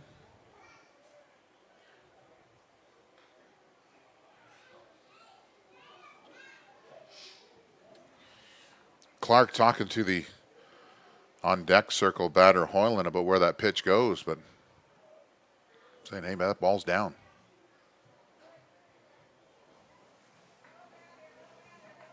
Rickerman trying to close out this inning right here. Let's see if he can do it. Here's the pitch. Ball bounced in. They're saying that's the second ball. We'll see here. Umpire will bring it back in here in a minute. So I think I had it wrong at 2-2, so we'll see. Wade Carpenter, our official scorer.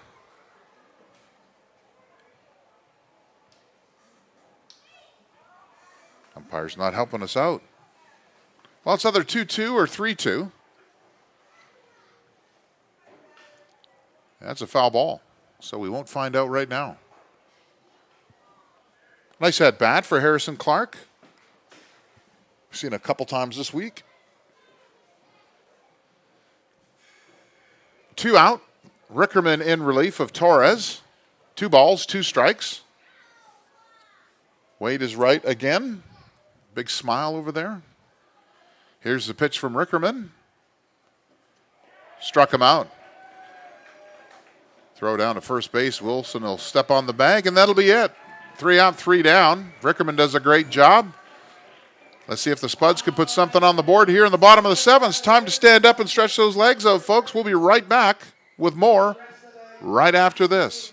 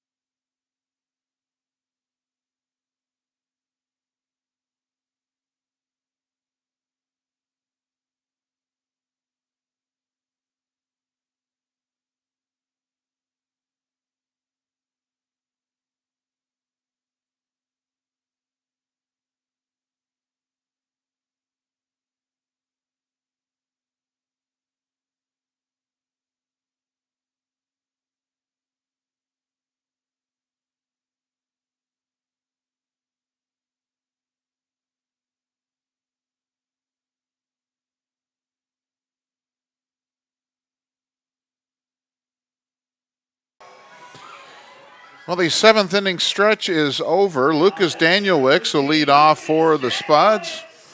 Trying to get something started here. Top of the order. Ritchie now in for his 2nd inning of work. He'll start off with a fastball. Lucas puts a ball up. Is that ball going to fall down? No, that's going to go right to the right fielder. So Lucas is struggling right now.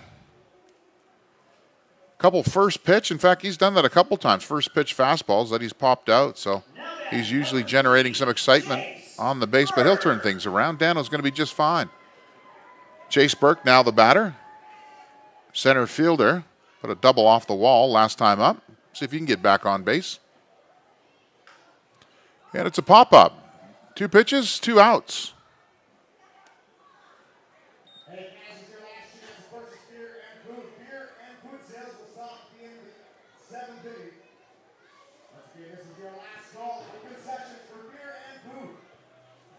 Well, 2 pitches, 2 outs. Tyler Stone will be the batter. All Tyler did last at-bat was hit a 2-run bomb over the right field. I'm going to warn Mr. Ritchie the same thing I did with Mr. Miller. Do not throw that ball over the inside.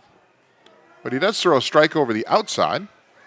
Tyler takes that for ball number 1, or excuse me, pitch number 1 is a ball, or excuse me, a strike. Curveball is in there for a strike.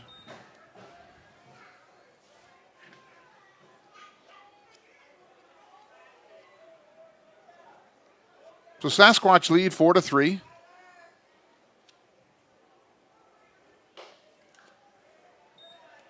Ritchie tried to get him to chase something there.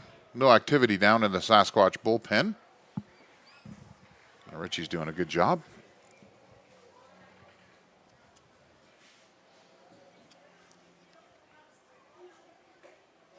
Strike 3. Struck him out. So pretty quick inning here for the Sasquatch. We'll be right back with the top of the 8th inning right after this.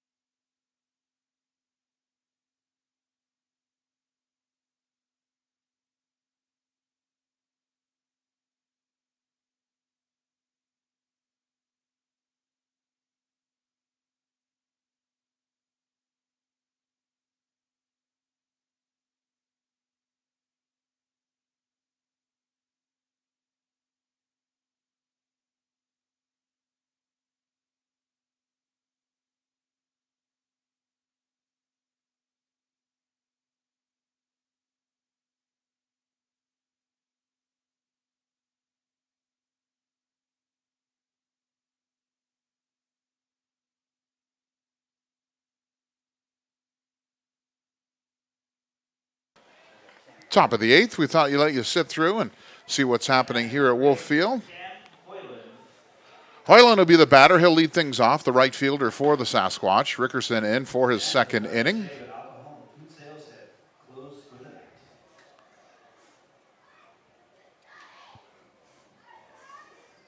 Here's the first pitch, swing and a miss. The one night here at Wolf Field that Rickerman came in and did 2 innings, that's where I think he got in a little bit of trouble. It was the second inning he came in, or the second inning of work, but he's an excellent pitcher. And he does exactly what he does right there, which is put that ball around the strike zone. Nice play there by Wilson, and Rickerman doing his job and covering the bag for 1 out.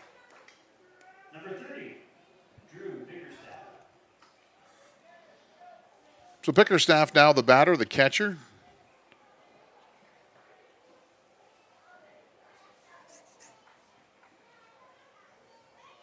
So I think you'll see more right to left movement on that ball from Rickerman here, trying to get an induced ground ball. And he got a fly out. So Chase Burke back on that, gets a better read. He's under it now and makes the catch for 2 out. Excellent job by Chase. It was a nice hit ball. Chase got on that, had a nice route. So O'Brien is going to be your batter. He's the designated hitter. He struck out, grounded out, and I believe struck out his last at bat.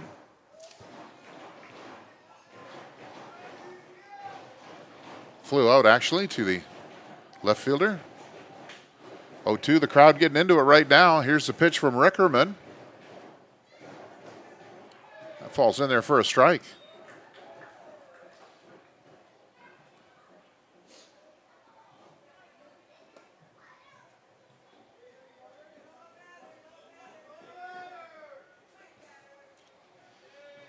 Had the right idea. Inside to out, but did not throw a strike. That ball was down low. Sasquatch, 4 runs on 6 hits. Spuds, 3 runs on 7 hits. That ball floats in there for a strike. So what does that set Mr. O'Brien up for? Is Clay going to try to go back to the outside again, or is he going to drop in a curveball? Let's see what Clay does here. Here's the 1-2 pitch. Fastball, struck him out. 2 fantastic innings by Clay Rickerman in relief of Mitchell Torres. It's bat time, folks. The Spuds have to get the sticks going, and it's got to start right now.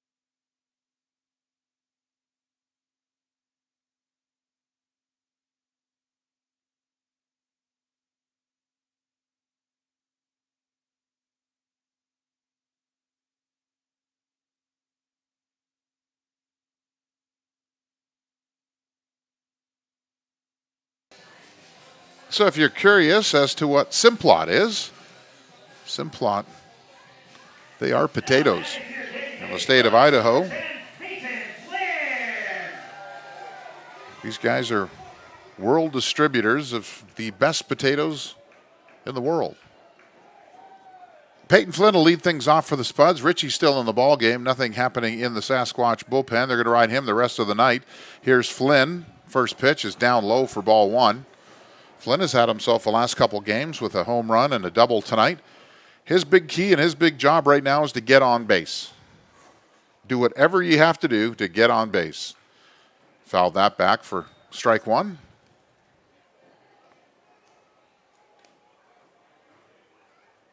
One and one the count.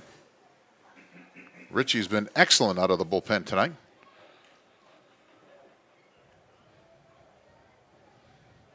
Here's the 1-1 pitch. Strike two.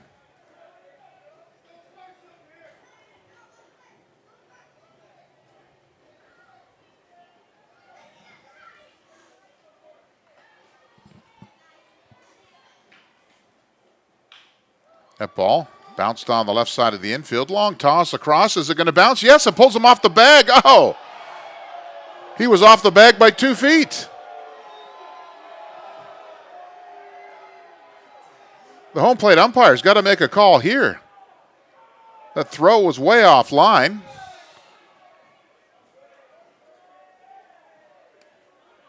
I mean, the field umpire didn't have a good view.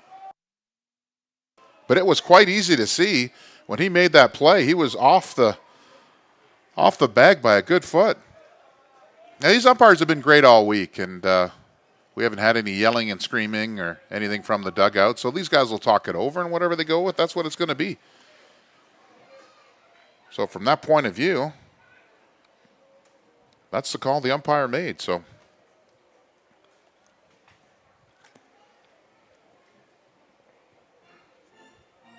safe.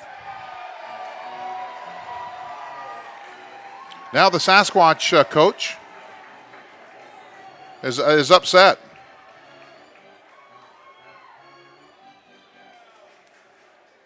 He's saying it was a bang-bang play.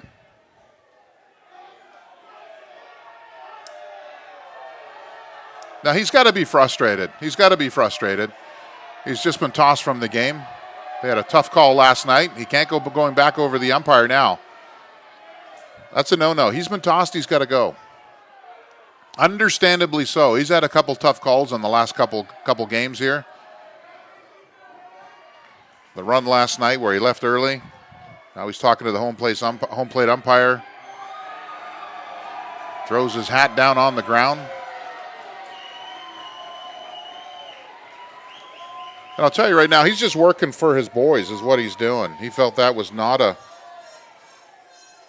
safe call at first base. They've had a couple tight ones here in the last couple days. And right now he's understandably upset.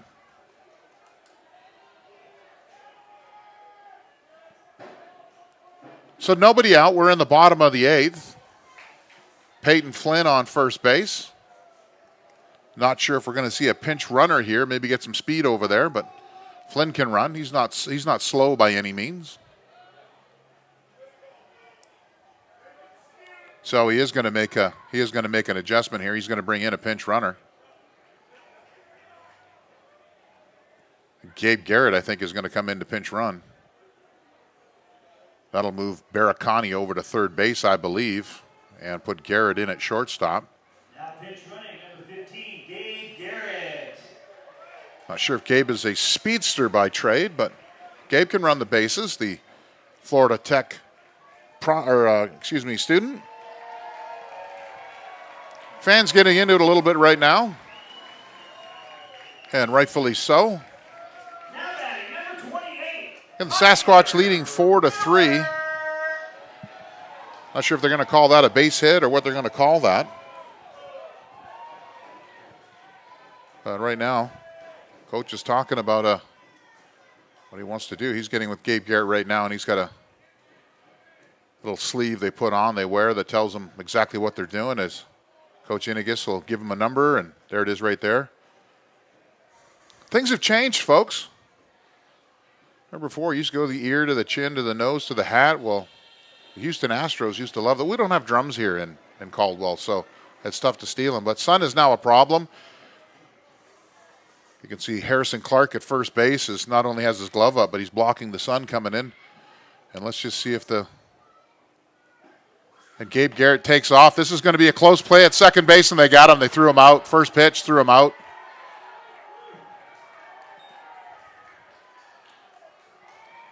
First pitch, ball on the ground, and the catcher threw him out at second base.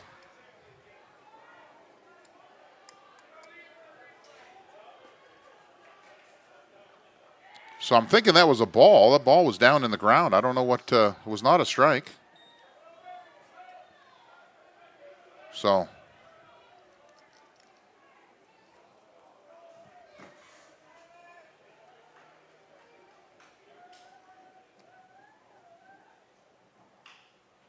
yeah, the next pitch is popped up, to the third baseman.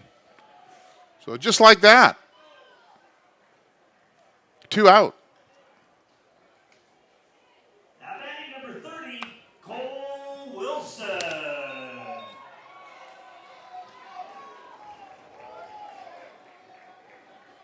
Cole Wilson's the batter. 2 out.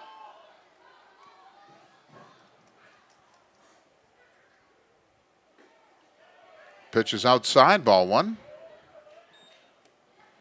Check down to see if he swung at it. He did not.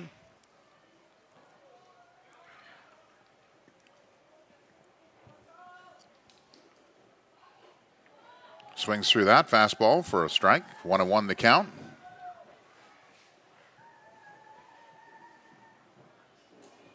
Well, this went from something going to nothing happening real quick. Here's the pitch. That ball is outside. As Wilson now has to work to try to get on base and see if he can get to Tyler Castelli. That's a strike.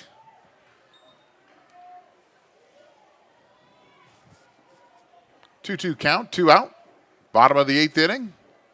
Sasquatch lead 4-3. And once again, Mr. Wilson thought he was going to hit a 3-run home run with the bat on his shoulder. He turns and walks to the dugout. Strikeout for Ritchie. We'll be right back with the top of the 9th right after this.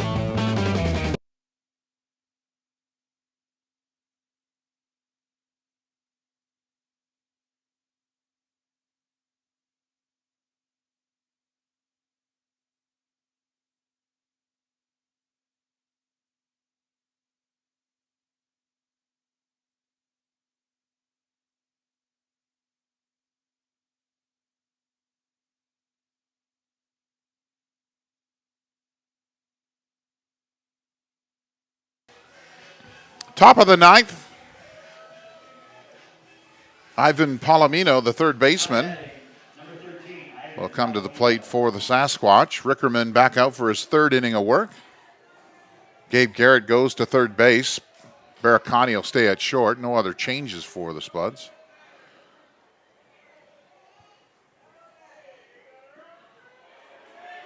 That's strike number 1. Rickerman has been excellent. In fact, the pitching the whole series, both teams have been very good these last 4 days. Second pitch is a strike.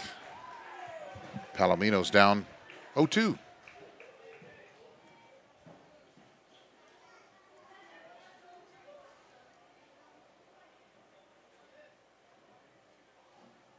Here's the 0-2 pitch from Clay.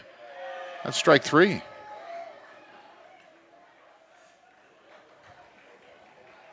Wilson gingerly stepping on first base, taking his time as the runner goes down first. Well, that's an out. Center fielder Gabe Kroc is the batter now for the Spearfish Sasquatch.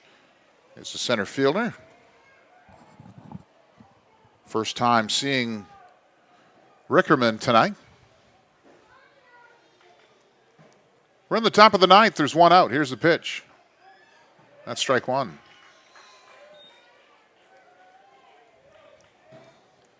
Rickerman has been all business so far tonight. Excellent, excellent outing for Rickerman. He just needs some support. That ball's outside. Support in the way of runs. Spuds had an opportunity there in the bottom of the eighth. But couldn't get anything happening.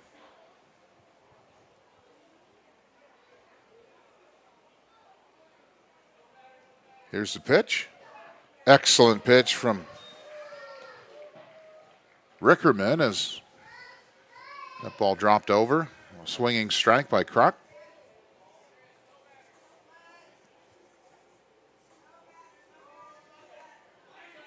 There's strike three. You know your pitcher's got some good stuff when a lot of third strike drop pitches. So that ball's going down in the dirt and they're chasing something out of the strike zone. So that's the second strikeout of the inning. And that'll make out number two.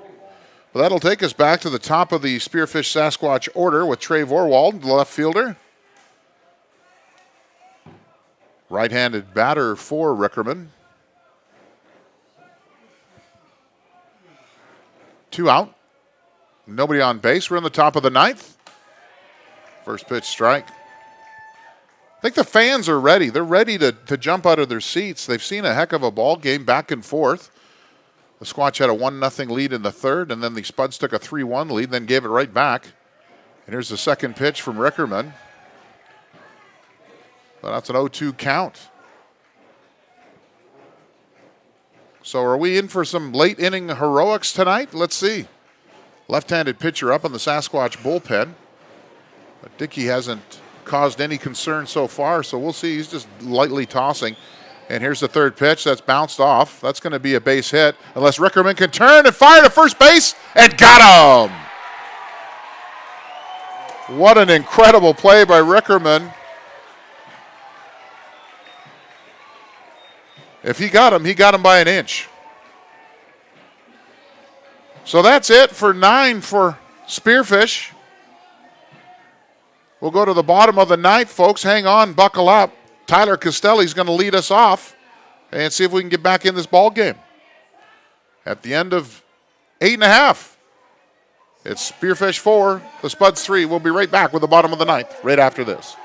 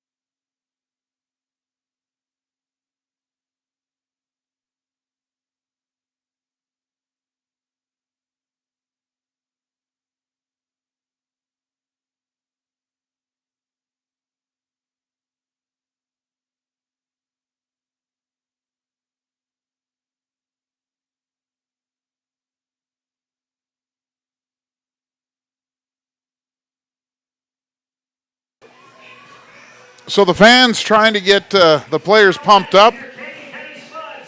Richie back out on the mound. Bang, bang play to end the ninth inning for the Sasquatch there. Tyler Castelli, the Embry-Riddle University left fielder from Daytona Beach, Florida, trying to get things going for the Spuds. One run down. Here's the first pitch from Richie. And Castelli swings at that and fouls that out of play. That's strike number one.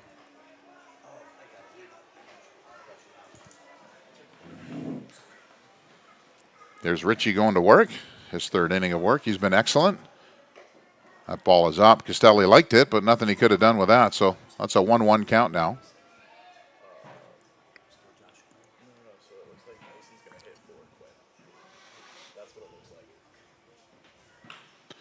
That ball hit to the shortstop. He'll pick it cleanly. Castelli can run. There's the throw down, and he got him. He did stay on the base that time for the first out. That's a tough throw from the shortstop. If he bobbled that for a second, Castelli runs real well for a big guy. And that was a bang-bang play at first base. 1 down.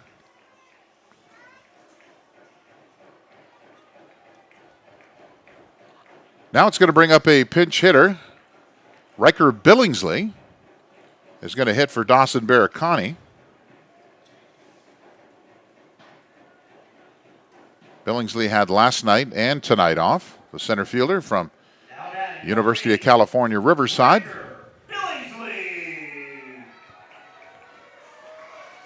Riker just joined the Spuds this week, finishing off his collegiate season in Southern California.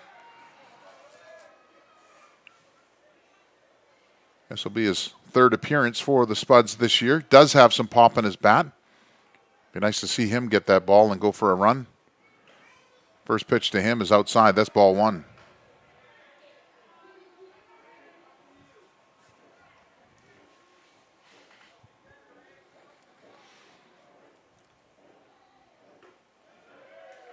That's high, ball 2. Hunter's job right now is to get on base, period.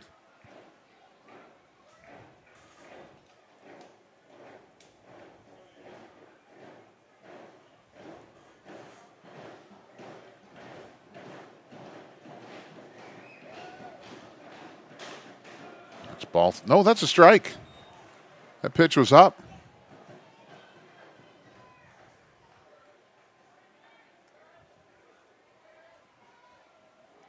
Two 2-1 count. 1 out. Bottom of the 9th. Here's the pitch. That dropped in there for strike 2. So now Riker's seen it. 2-2 count.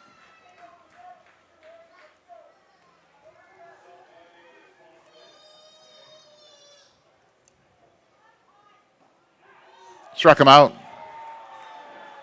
Another bat left on the shoulder. That's about the 5th or 6th one we've had tonight. Owen Bischoff now is going to come out and pinch hit. Oh, no, that's, that's Levitt now batting for the Spuds.